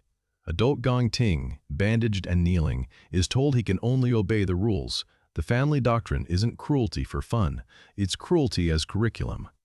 Young Gong Cheng asks if beating Gong Ting means he gets to set the rules, which is the kind of question that tells you everything about how this family taught its children to think. Power isn't a means to an end here. Power is the only language that counts. The father states flatly that winning is the only value Gong Ting has in this world, even if he has to throw away family, responsibility, and ideals. Gong Ting absorbs this, bruised and silent. This is the moment that built the man who won't retreat from a demon lair even when he should. Present-day Gong Ting, bleeding and battered, says it himself, winning is his only value. The flashback just handed us the source code for this man's entire personality, and the compiler was his father's dining table. Back in the lair, the massive dark serpent coils around a crystalline peak with glowing pink eyes. Sai Chen puts in his anti-hypnosis earbud again and warns the group that without protection, they could die at any moment from the Lord's mental command. The people around him have glowing red eyes. The hypnosis is already taking hold. Gong Ting clutches his bloody chest and admits he doesn't know how Si Chen is avoiding the hypnosis, but he's kept his own sanity in his own way too. A blood-stained hand claws at a rock surface in desperation. Whatever Gong Ting's resistance method is, it's costing him. A silver-haired swordsman reveals the Lord disguised this place as a low-rank lair, specifically to lure awakened inside and drain them dry. A pile of skeletal remains and discarded equipment proves it. Previous victims who walked in and never walked out. This isn't a dungeon, it's a roach motel with a system interface. The hypnosis crisis detonates. A man puts a revolver to his own head. Someone is strangled by an unseen hand, and Si Chen starts knocking out controlled allies before they kill themselves. The Lord doesn't need to lift a finger. With one thought, every hypnotized person becomes a weapon. A monstrous purple entity commands its minions to kill them, and a horde of small dark demons gathers before a towering tentacled presence with floating pink eyes. This is Asmodus-level architecture. The lair isn't just a trap, it's a harvesting operation run by something that treats humans as livestock. Gong Ting announces the emergency plan. Get 3 people out of the lair while he buys time. He grips a katana and states he might not be able to beat the Lord, but buying time shouldn't be a problem. The man who was taught that winning is everything just volunteered for a mission where winning isn't the objective. Gong Ting swings his glowing yellow sword into the enemy, declaring he's the one who asked for the tiebreaker and dragged everyone here, so he'll be the one to pay for it. A humanoid creature blasts backward from the impact. This is not heroism, this is a man settling his own invoice in blood. Si Chen says he seems to have misunderstood Gong Ting before, and a class switching in progress notification bar appears. Yellow lightning crackles around him as the system confirms. Si Chen, level 24, Volt Assassin. The regressor just upgraded his build mid-fight because someone else's sacrifice bought him the loading screen. Si Chen stands in the sandy wasteland, yellow lightning bolts striking the ground around him, and someone confirms he kept his sanity too. The Volt Assassin is online, the rear guard is holding, and the lair just became a problem for the lair. Si Chen stares down a giant whose legs alone fill the frame, and the first thing he does is smirk. The man looked at an A-rank threat and decided the issue was attitude, not survival. The system confirms what the smirk already promised. Level 24, Lightning Assassin, fully online. Si Chen has been holding back this entire lair arc, and the restraint just expired. Gong Ting, bleeding through his shirt, tells Si Chen they cannot beat this thing. The Gong family heir is staring at an A-rank wall and doing the math, and the math says they all die here. A cloaked observer assesses the Lord's combat power and lands on a comparison that should end the conversation. It sits near the Phantom Mane Lion King. That is a boss from an entirely higher weight class. Then the gates lock down. Retreat is no longer option, which means someone on the design team decided this layer needed a no-exit clause. Si Chen blocks a downward strike that should have flattened him, then kicks through the next wave. He is covering the power gap with pure speed, and the monsters cannot process the difference. Gong Ting and Si Chen land a coordinated strike together, former rivals now fighting back-to-back against a swarm. The lair that was designed to harvest awakened is getting a very different harvest than planned. The system slaps a new title on him mid-fight, Flash God. He is carving through insectoids with dual lightning blades, and the speed gap is now a speed canyon. Onlookers confirm what the panels already showed. He is covering the power gap with pure speed and technique. The A-rank Lord brought stats to a mechanics fight. A tendril entity catches Si Chen with a blow that sends him reeling, and a massive golden X-shaped blast detonates across the battlefield. He is still standing, but the margin is gone. A sword snaps, the blade breaking mid-stage as the lair's way of saying the toolkit has run out. Everything from here is bare hands and stubbornness. Anna Ju arrives carrying a shopping bag and apologizing for being late, because the Manhwa decided you needed one warm civilian scene before the next catastrophe. She tells a friend she has something huge to share today. The something huge is not on screen yet, but the narrative tension just set a timer. Si-yoon hugs a small child and calls Leo an angel. The domestic warmth is doing heavy lifting here because the next panel is about surveillance. A hooded man confirms he has eyes on the target, and the target is Si-yoon. Someone is holding her photograph and running an operation, which means the lair battle just became the second most dangerous thing happening tonight. Gongchun appears with a smug expression in the background, because no ambush subplot is complete without a familiar face lurking in the periphery. Leo senses the threat before anyone else does, and someone tells Si-Yun to stay hidden and not come out. The companion animal has more situational awareness than every human in the room. Si-Yun says tonight just got interesting, which is the protagonist-adjacent line you deliver right before everything stops being interesting and starts being lethal. Back in the lair, Sai-Chen is panting, surrounded by lightning, and visibly running dry. The man who smirked at an A-rank boss is now burning his last reserves. The entity observes that it cannot punch through to Sai-Chen's vitals easily. The boss is frustrated, which is the first time an A-ranks has looked at Sai-Chen and felt the gap from its side of the table. A fighter swings with every stat dropping simultaneously, then screams, "Strength max," his golden hair erupts. Someone just burned their entire resource bar for one attack. A massive fire blast erupts, and the system labels it Nuclear Warrior Extreme Blaze.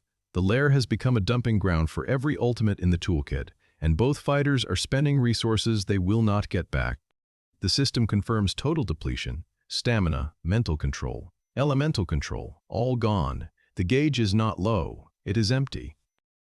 Someone says finally, and Si-Chen stands over a field of skeletons declaring it over. The swarm phase is ended, which means the real boss is about to introduce itself.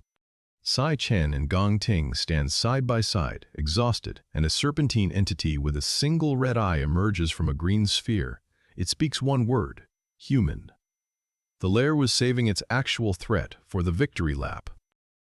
Sai-Chen takes a heavy impact, and the chapter closes on his line. He gave it everything, every last drop. The regressor who planned 10 years ahead just hit 0. A hooded figure emanates a purple aura with a star-shaped light for a face, and the word Enigma erupts across the void. Something ancient just activated, and the lair's second phase has its opening ceremony. Gaunting is being strangled by a massive blood-stained hand, which is the lair's way of confirming the truce had an expiration date.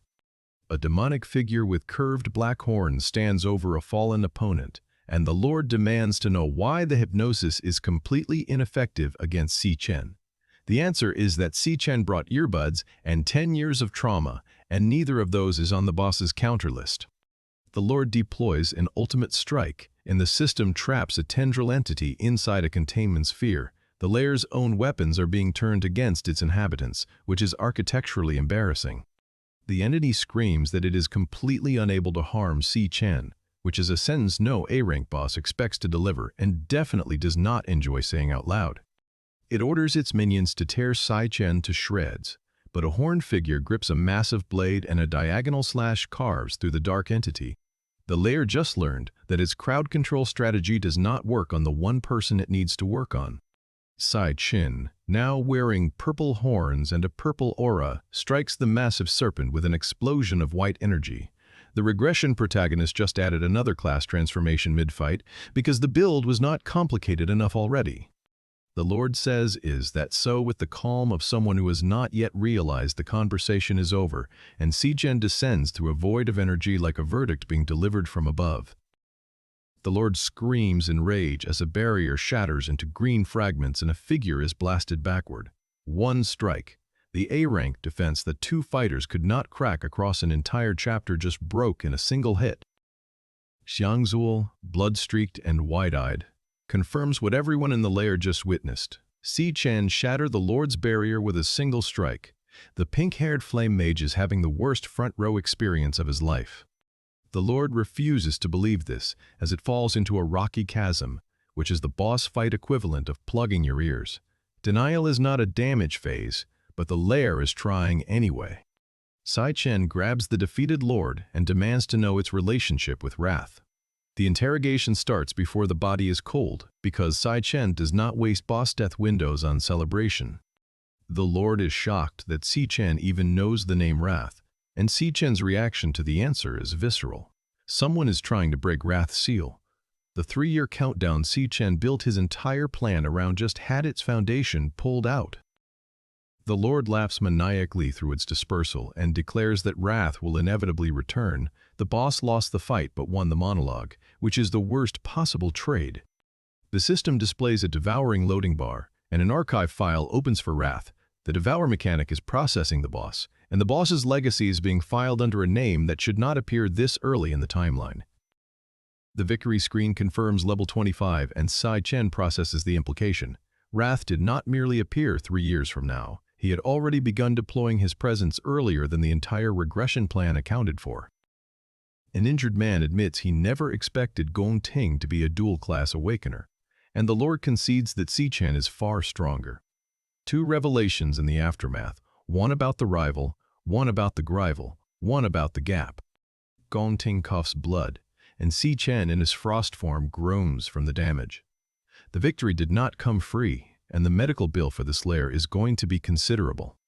A companion notes the lair exit should have reopened now that the Lord is dead, and Si Chen tells Gong Ting to hold on a little longer.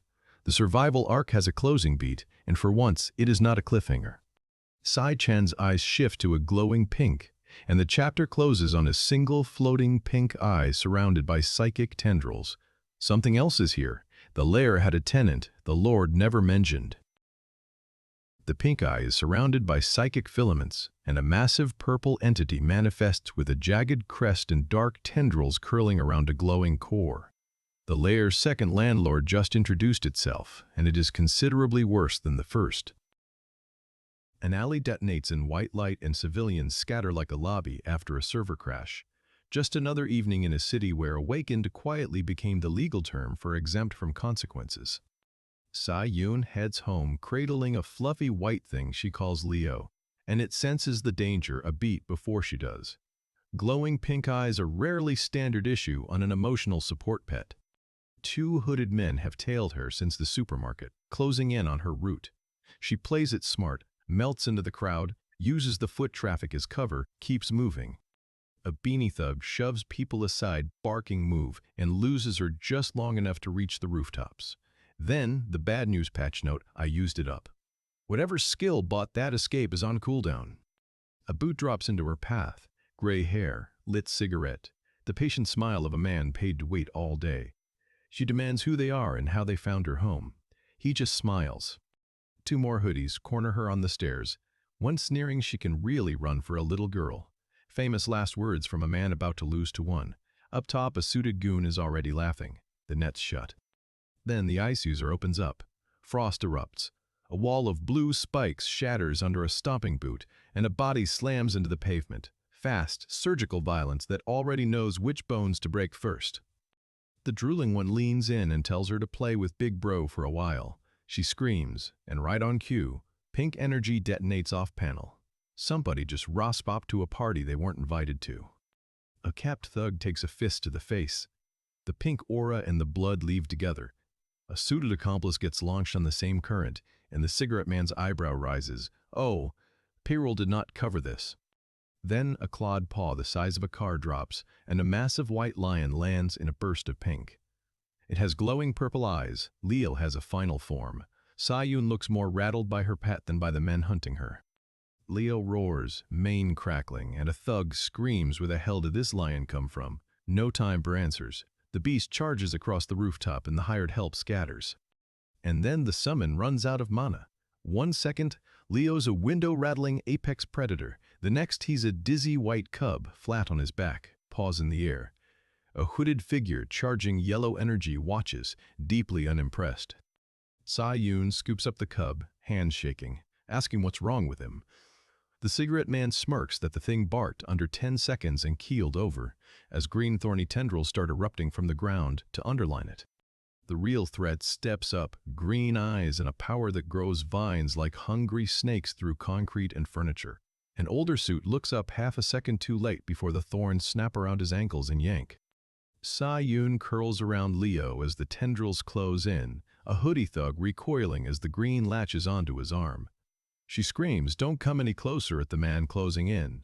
This isn't street thug power anymore, it's older and hungrier. Sai Yun glares through the chaos, holding the cub tight as the leader coldly tells her not to waste his time. Then his gloating face folds into shock. Something just entered the room he absolutely did not scan for. A single eye flares in the dark, and then the room stops existing. Purple energy erupts, dark hair, red eyes. A blast tearing through furniture and thugs like the physics engine quit. One strike, whole place, redecorated. Sai Chen stands in the wreckage, jacket torn, eyes still lit, and turns to his sister. Sorry I'm late, Yunny. Are you and Leo okay? No quips, no patch notes, just a brother who made it in time. One thug still upright, screaming as Sai Chen's purple energy crawls over his skin, deciding whether he keeps it. Sai Yun, still shaking, tells her brother the scary part. They're all awakened, and they know where we live. Don't worry, I'm here. Reassurance delivered, and then a vine rips out of the golden doorway behind him, the gray-haired man's parting shot, coughing that he let his guard down. The boss wasn't done loading. The vines multiply, spiky tendrils tearing up through the floor as red slashes cut the air. The gray-haired man's face twists into full rage, whole body blazing thorned light. Phase 2, and the patient gentleman act is over. A voice roars that Si Chen is a little punk who's really pissed him off. A horned silhouette vows to take their heads, then grins that he's charging him triple for the trouble. Even eldritch mercenaries believe in surge pricing. A fist the size of a couch drops toward Sai Yun and Leo, but Si Chen's already moving, red eyes locked. I'll clean this up in no time. Nally detonates in white light, and civilians scatter. Just another evening in a city where awakened quietly became the legal term for exempt from consequences. Si-Yun heads home cradling a fluffy white thing she calls Leo, and it senses the danger a beat before she does. Two hooded men have tailed her since the supermarket, grinning as they close in. She plays it smart, melts into the crowd, uses foot traffic as cover, keeps moving. A beanie thug shoves people aside barking move, and loses her just long enough to reach the rooftops. Then the bad news patch note hits. I used it up. Whatever skill bought that escape is on cooldown. A boot drops into her path like an unskippable cutscene. Gray hair, cigarette, the patient smile of a man paid to wait all day. She demands who they are and how they found her home. Two more hoodies corner her on the stairs. One sneers that she can really run for a little girl. Up top, a suited goon is already laughing. The net is shut. Then the ice user opens up, frost erupts. A wall of blue spikes shatters under a stomping boot, and a body slams into the pavement. Fast, surgical violence from someone who already knows which bones to break first. The drooling one leans in and tells her to play with him. She screams, and pink energy detonates off-panel as someone intervenes. A capped thug eats a fist so hard the pink light and blood leave together. A suited accomplice gets launched on the same current, and the cigarette man's eyebrow goes up. Payroll did not cover this. Then, a clawed paw the size of a car drops. A massive white lion with glowing purple eyes lands in a burst of pink. Leo has a final form. Sai Yun looks more rattled by her pet than by the men hunting her. Leo roars, mane crackling, and a thug screams, asking where the lion came from. The beast charges across the rooftop and the hired help scatters. Then the summon runs out of mana. 1 second, Leo's a window-rattling apex predator. The next, he's a dizzy white cub flat on his back, paws in the air, exhausted. A hooded figure charges yellow energy, deeply unimpressed. The cigarette man smirks. The thing barked for less than 10 seconds and keeled over. Green, thorny tendrils start erupting from the ground to underline it. The real threat steps up, green eyes and vines that grow like hungry snakes through concrete. Si-Yun curls around Leo as the tendrils close in, a hoodie thug recoiling as the green latches onto his arm. Sai-Yun screams, "Don't come any closer," at the man closing in, but this isn't street thug power anymore, it's older and hungrier. He glares back through the chaos and coldly tells her, "Don't waste my time." The vine user freezes mid-gloat, face folding into shock. Something just entered the room he absolutely did not scan for. A single eye flares in the dark, and then the room stops existing. Purple energy erupts. Dark hair, red eyes, a blast tearing through furniture, and thugs like the physics engine quit. Sai Chen stands in the wreckage, jacket torn, eyes still lit, and turns to his sister. "Sorry I'm late, Yunny." One thug still upright, screaming as Sai Chen's purple energy crawls over his skin. Sai Yun, still shaking, tells her brother the serious part. They're all awakened, and they know where we live. "Don't worry, I'm here." Reassurance delivered, and then a vine rips out of the golden doorway behind him. The gray-haired man's parting shot. He wasn't done loading.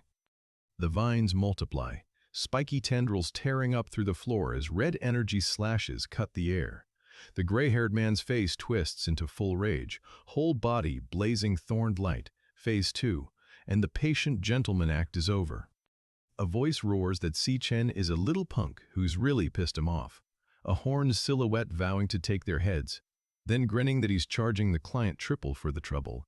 Even eldritch mercenaries believe in surge pricing. A fist the size of a couch drops toward Sa-Yun and Leo. But Si-Chen's already moving, red eyes locked, calm as a man who's survived worse than a thug with a gardening fixation.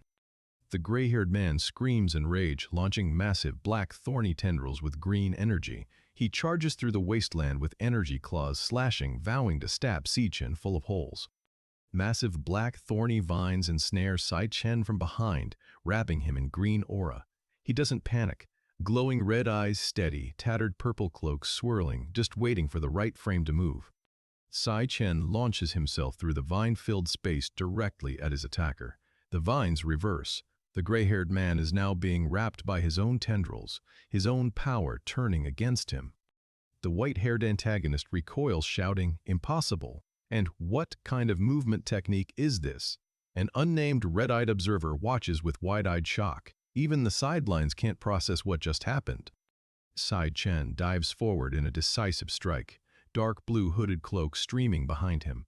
A massive fist meets the white-haired man's face, blood spraying as a crushing follow-up lands. 3 awakeners, 1 answer. Si-Chen leaps with blazing white gold energy erupting beneath him, an orange explosion detonating on impact. A silhouette reaches desperately toward a blinding light. The fight is over. Massive dust and debris erupt across the industrial area as a figure in blue is thrown across the room. A bloodied middle-aged man lies defeated. Si-Chen stands over the ruins, 3 awakeners down, none getting up. The aftermath is brutal. 1 man dead in a corridor with a gruesome neck wound, another slumped and bleeding heavily. The severity of Si-Chen's response speaks louder than any threat he could have delivered. In an alleyway, Si-Chen tells a slender, white-clad figure he'll hand the survivors over to the city guard. Si-Yun hugs a white, fluffy plushie and nods nervously. The immediate threat is contained. Several surviving captives are in bad shape, one with blood streaming down his face, another groaning in pain. The white-haired awakener leader is tied to a pillar with ropes, looking thoroughly shocked that the kid with red eyes did this. Si-Chen stands alone in a void-like space, back to the viewer, before turning to question the bound men. He already knows the answer. They're from the Black Mountain Gang, hired muscle who work for whoever pays. The white-haired leader responds with arrogant defiance. He only works for the coin, always has, and that's all he's saying. Si-Chen stands calm with dark green energy swirling as the interrogation continues, patient as a predator. The interrogation room has that stale, recycled air quality of every space where violence just happened, and nobody's cleaned yet. Si-Chen stands in the middle of it, red eyes cutting through the dim blue light. He already knows the answer to the question he's about to ask. The white-haired leader, call him Blackie, grins through the blood on his face. He has the confidence of a man who's been paid enough to forget how pain works. He's from the Black Mountain Gang, he works for coin. And he's not giving up his client. Si-Chen doesn't argue. He just lets the silence sit, black-green energy curling around him like a patient predator waiting for the right moment. The system interface flickers, loading, switching class, and the tone of the room changes entirely. Level 25, Si-Chen/Phantom Sorcerer. The system just released a patch note, and Blackie is running version 1.0. The cloak settles around him like a second skin, magenta and green energy tendrils writhing through the air. An archive file flashes on the interface. This isn't a new trick, it's one he pulled from deep storage. Blackie's men start screaming before the first strike lands. A jagged black creature erupts from the ground, green aura blazing, and the room understands it's no longer a negotiation. The bound captives shout their leader's name, Boss Blackie, as thorny vines coil around the room like living restraints. Si-Chen's eyes shift to pink, and the system text scrolls with clinical precision. Phantom Sorcerer Soul Rest Enigma. He speaks the targets like a grocery list. First, your legs. A massive spiked black tentacle drives through Blackie's body with surgical accuracy, blood spraying across the void. Then your arms. Another strike, another hit. The white-haired gang leader grips his staff through the pain with the stubborn refusal of a man who's outclassed and knows it. A young woman with glowing red eyes screams the reason into the void for daring to threaten Siyun. That name lands like the emotional payload this entire sequence has been building toward. This isn't about the money or the ambush, it's about the target.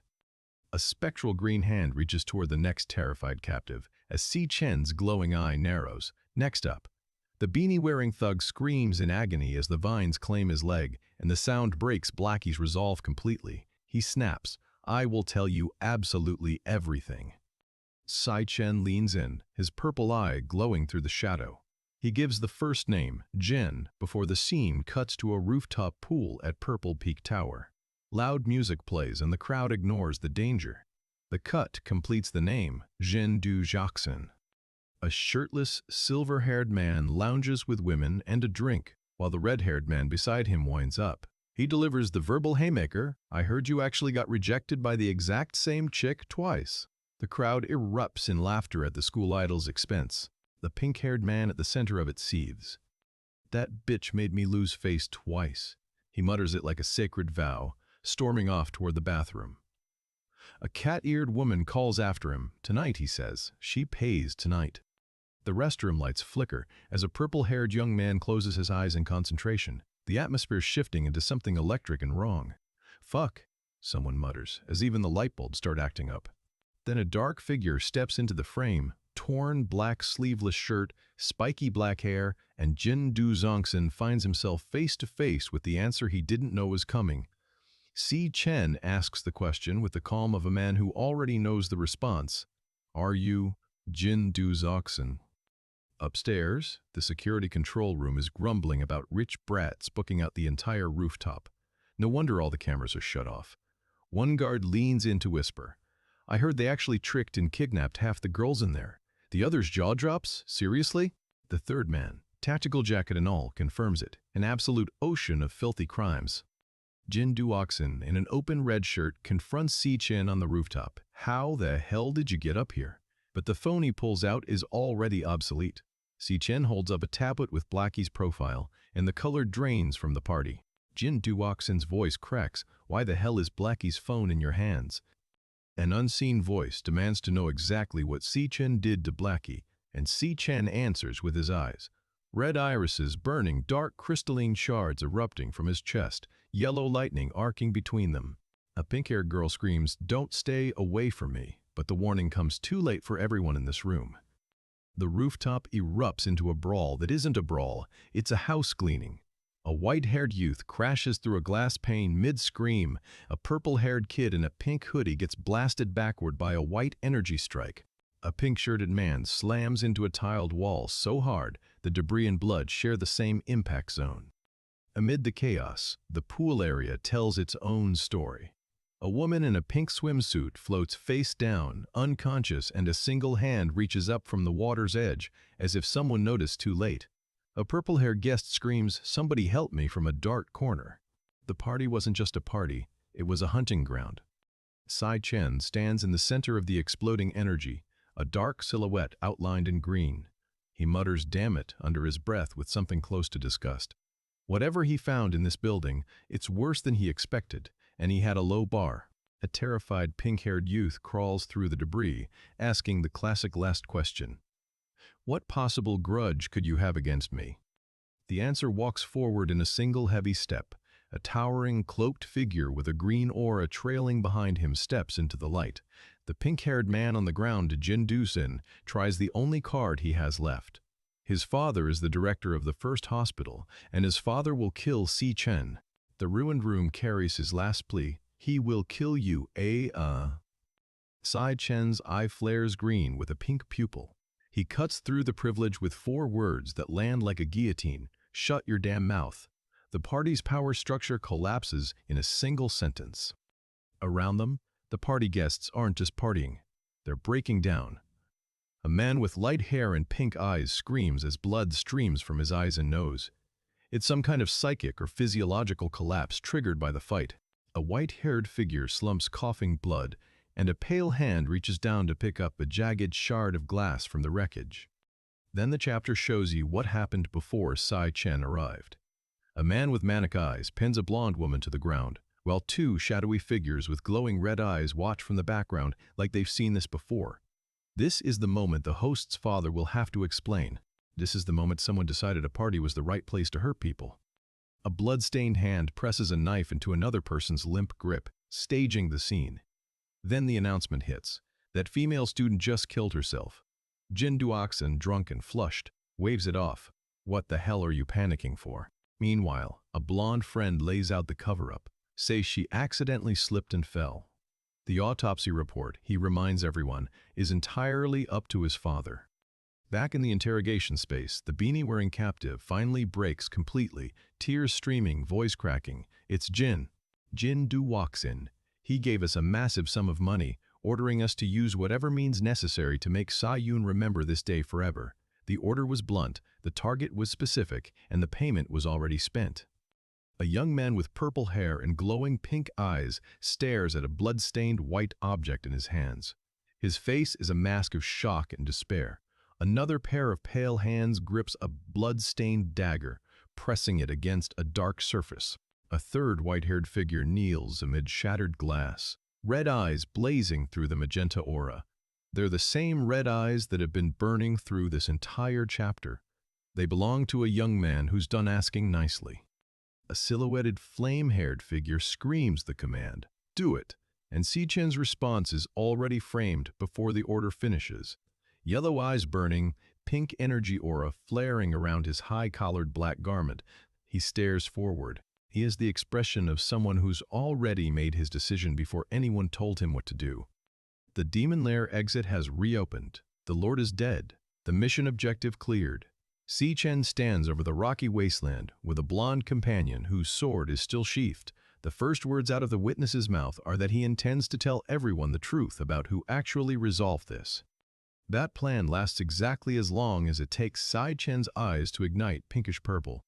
A glowing system panel flashes Stellar Tamer, Bound Beast, Stellar Warp, and an urgent alert. Sai-Yun is in danger. The energy starburst tearing across the canyon sky is Si Chen vanishing before anyone can document his involvement. A shaved-headed examiner is caught mid-reaction in a purple vortex. Nearby, a young man in purple vortex from the cliffside with stunned recognition. You can practically see him realize someone in this assessment field is operating on a completely different power tier. Sai Chen's eyes cycle through three colors mid-flight: yellow, blue, then an intense pink, each shift a different class state snapping on lines simultaneously. The blonde companion watches him depart with a smug expression and the quiet question of exactly how many secrets this kid is still hiding. The rescue teams arrive moments after he's gone. A suited official leads two white uniformed medics through the cavern, their running footsteps echoing across the wasteland. A healer presses glowing blue energy into the blonde companion's chest, while another medic readies bandages. The Lairlord put up a fight, but the man who actually won it is already elsewhere. The mustached official in the blue suit turns directly to Gong Ting, disheveled, sandy blonde hair, bandaged, and expresses astonishment that the lord of this lair actually possessed B-rank strength. Two hands reach toward each other through a surge of cyan energy. Someone calls their survival an absolute miracle. The proctor wakes from his coma with a groan, the nightmare finally cleansed from his system. Then the question lands, where's that kid Si Chen? The answer is a silent wide shot of the rocky plateau, a cluster of medics, a blue-suited official, a wounded figure with a sword. Si Chen is not in the frame. He is already gone. The mustached official blames the Academy Inspection Agency for failing to assess the demon lair properly, vowing with seething fury to fire every single one of them the moment he gets out. But that's not the story that's about to be written. A gray-haired man in glasses and a light blazer steps forward with a confident smile, flanked by a tall figure in a white military coat. "No," he says, "this makes it completely perfect."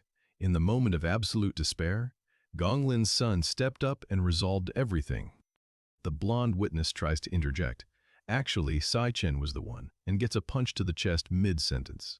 He staggers backward, the words cut off. The glasses-wearing official, eyes now glowing red, grips his shoulder and repeats the coercion. "You're the one who resolved this." A bloody hand grips a stained cloth, knuckles white. Gong Ting himself, yellow eyes strained, scratches across his cheeks, is gripped by that same hand and told again, "You were the one who resolved it." The suited conspirator orders the group to prepare to depart. Beside him, the wounded blonde companion clutches a blood-stained shoulder as they move out. The truth about Si Chen's lair clear is being silenced by institutional force before the medics even finish packing their kits. Hard scene cut, soda bottles clink, hot pot steam arises, laughter bubbles up. Three friends celebrate around a table, a woman with black braids, a young man in a white tee, a purple-haired friend. They're completely unaware that the political apparatus is rewriting history in a wasteland miles away. Sa Yun grumbles that her brother doesn't look surprised at all. Si Chen smiles with closed eyes and says he's thrilled because she received the exact same acceptance letter she got in his previous life. Sa Yun has been accepted to study in Sanhaven. Her friends are giddy with jealousy, while she worries about the distance and the cost of living. These are practical anxieties from a girl who's never had the luxury of taking opportunity for granted. Si Chen sets down his soda bottle and drops the news with the casual confidence of a man who planned this outcome. He'd known it was an option before anyone else had even thought to look. He'll be working in Sanhaven after graduation, recruited by a guild raid team, the kind of gig that only goes to elite-tier graduates. His sister's friends explode in disbelief while Sa Yun stares with wide eyes. Sa Yun's voice rings out from off-panel. "Yay! That means we can live in Sanhaven together." Her friends laugh and vow to find their own ways to follow, the warmth of the scene filling the frame like sunlight through a window. Si Chen turns to his sister and says it plainly. "Sa Yun, this time, you will not have to abandon your dreams." 4 words of foreknowledge do the emotional labor of an entire arc. This isn't a guess. It's a promise backed by a past life's worth of grief. Later, Si Chen stands alone in a steaming bathroom, shirtless, water running over his shoulders as he takes inventory. The threats surrounding Sa Yun have been eradicated. The graduation assessment is finished, but the mental checklist is far from complete. Si Chen stands in a desolate wasteland surrounded by swirling energy arcs. "Based on my agreement with Gong Ting, I'll be getting 1 million yuan tomorrow. I can finally pay off Qingji's loan," he says. "That means the Gong family's financial machinery is already in motion behind the scenes." Si Chen clicks his tongue and rubs the back of his neck in his room, an open black robe hanging loose as he thinks. If wrath was truly sealed away after descending upon the human realm, but before he deals with that, there is something else he must do first. Scene shift to a traditional interior with tea and bamboo blinds. A woman in a red dress and a young man in a dark blue robe conduct a quiet intelligence debrief. She reports rushing to the crime scene the moment she received word. The cameras had been pre-destroyed and the blood-stained walls left behind a signature. That signature matches the attacker's previous strikes perfectly. "The months matches perfectly," she says. "His targets are always awakeners who possess exceptionally powerful abilities, and the ranks of his victims are steadily climbing." Ling Yu, her sharp purple eyes narrowing, concludes that this proves the bastard is growing stronger at a terrifying rate. The reddish-haired investigator leans back with amused interest. Then a document is placed on the desk, an architectural map with a red target circle and a distance marking of 68 meters. The attacker's latest crime scene is less than 100 meters from Si Chen's apartment. The two investigators stare forward with identical narrow-eyed intensity, red eyes glowing in the dim light. Ling Yu lays out the 2 theories. First, the Devourer has locked onto Si Chen as its next target. Or the reddish-haired investigator ponders over his tea. Could the Devourer actually be Si Chen himself? The chapter closes on that question. The investigators are converging on Si Chen from 2 opposite directions, and whichever theory is true, he is now the center of the serial predator investigation. The graduation ceremony is about to start, and the principal is apparently boycotting his own event. A woman in a black suit corners him in his office, but the man with the monocle just stares out the window like he's getting paid by the silence. The scarred blue-haired official tries a different angle. He opens the birdcage, releases a couple of white birds, and philosophizes about providing safe havens for the weak. His eyes linger on the one bird that stays behind, and the question hangs there, does it simply not know where it belongs? Cut to the venue, a tiered auditorium so massive it pulls a collective whoa from the arriving crowd. Gray uniformed guards dot the aisles, And the scuttlebutt is that guild. Big shots from every corner of the country are attending, with the guest list kept deliberately under wraps. A buzz-cut guy with hoop earrings is already claiming the championship for his brother in the most obnoxious way possible. Thumbs down, aggressive confidence, the works. He's Gong Chung's faction, and if his brother is Gong Ting, that puts a target on Si Chen before the ceremony even begins. The VIPs filter in. Director Gong with his round glasses and gray mustache, Carl Cavendish with his reddish-pink hair and coiled snake tie pin, and an elderly green-robed figure introduced as the Empire Guild founder. The event just became a guild power showcase, and every faction in the room knows it. The Empire Guild board members are here. The silver-haired contender in the fur collar is polling dead even with the founder, and the man with the rectangular glasses has his eyes on the chairman's seat. The polite handshakes and front-row seating are barely covering the knife fight underneath.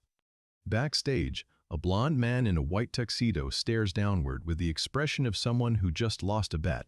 A man in a blue suit presses a card to his chest in silence, and on the broadcast stage, a woman in a red and white gown stands beside a completely shrouded figure under a hovering live drone camera. Carl Cavendish takes the stage to formally close the graduation assessment, his voice carrying through the hall as guild officials settle into the front row.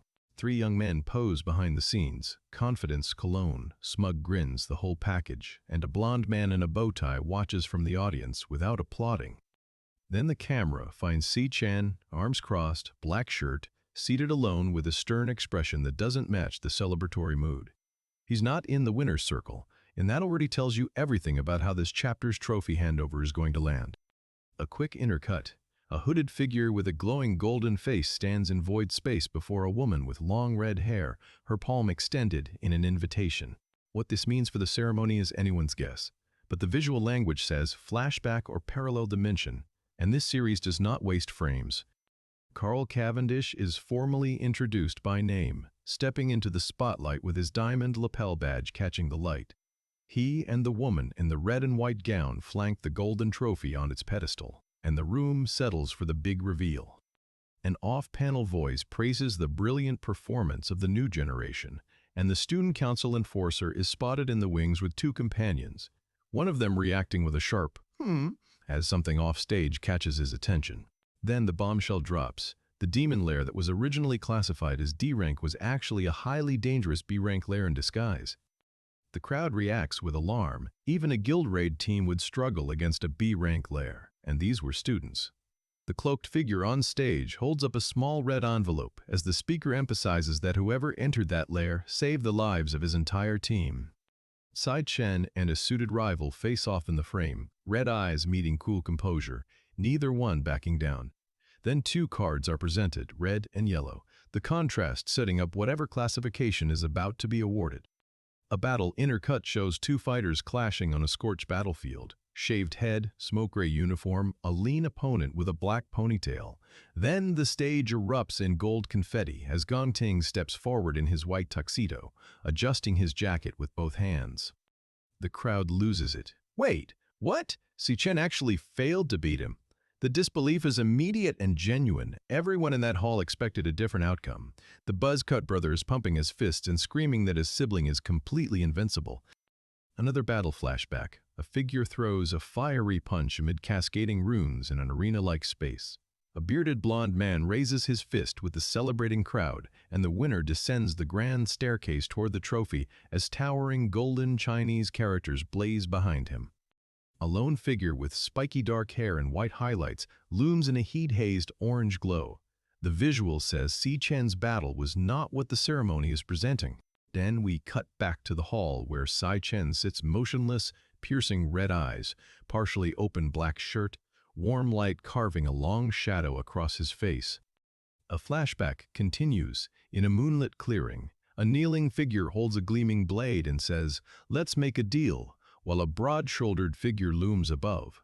Whatever deal was struck inside that dungeon, it clearly wasn't the version the ceremony is celebrating. Then, the system flashback hits. A neon switching class banner dominates a rocky battlefield as a figure pulses with violet energy slowly turning.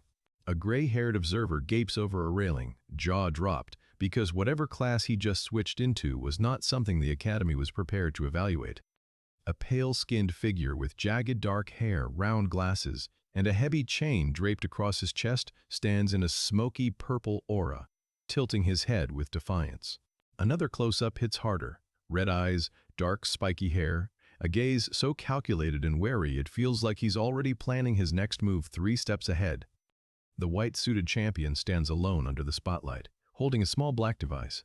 A small cluster of VIPs exchanges measured glances in the warm orange light, and a calculating man in a purple suit surveys the crowd with fingers pressed to his lips. The Empire Guild chairmanship race is running in real time beneath the ceremony. Gong Ting is seen from behind, facing the crowd. White suit, blonde hair, the trophy waiting nearby. Then backstage, his father, Gong Lin, gold-rimmed glasses, hair pulled back, issues a blunt warning. Deliver a good speech up there. Don't mess this up. Go out and prove your ultimate worth. Gong Ting stares at a small device under warm red light and asks himself, my ultimate worth. And the silence around him says he already knows the answer isn't the trophy he's holding. At the pedestal, he stands beside a sharply dressed companion as gold confetti falls, but the weight of the question sits heavier than the metal. A fair-skinned man with short dark hair and a white-collared shirt speaks directly into the light. Yet the one who accomplished all of that wasn't me. The chapter closes on that sentence. The acknowledgement that the real heroics of the B-rank lair belong to someone who isn't standing on that pedestal. And everyone who is in that dungeon knows it.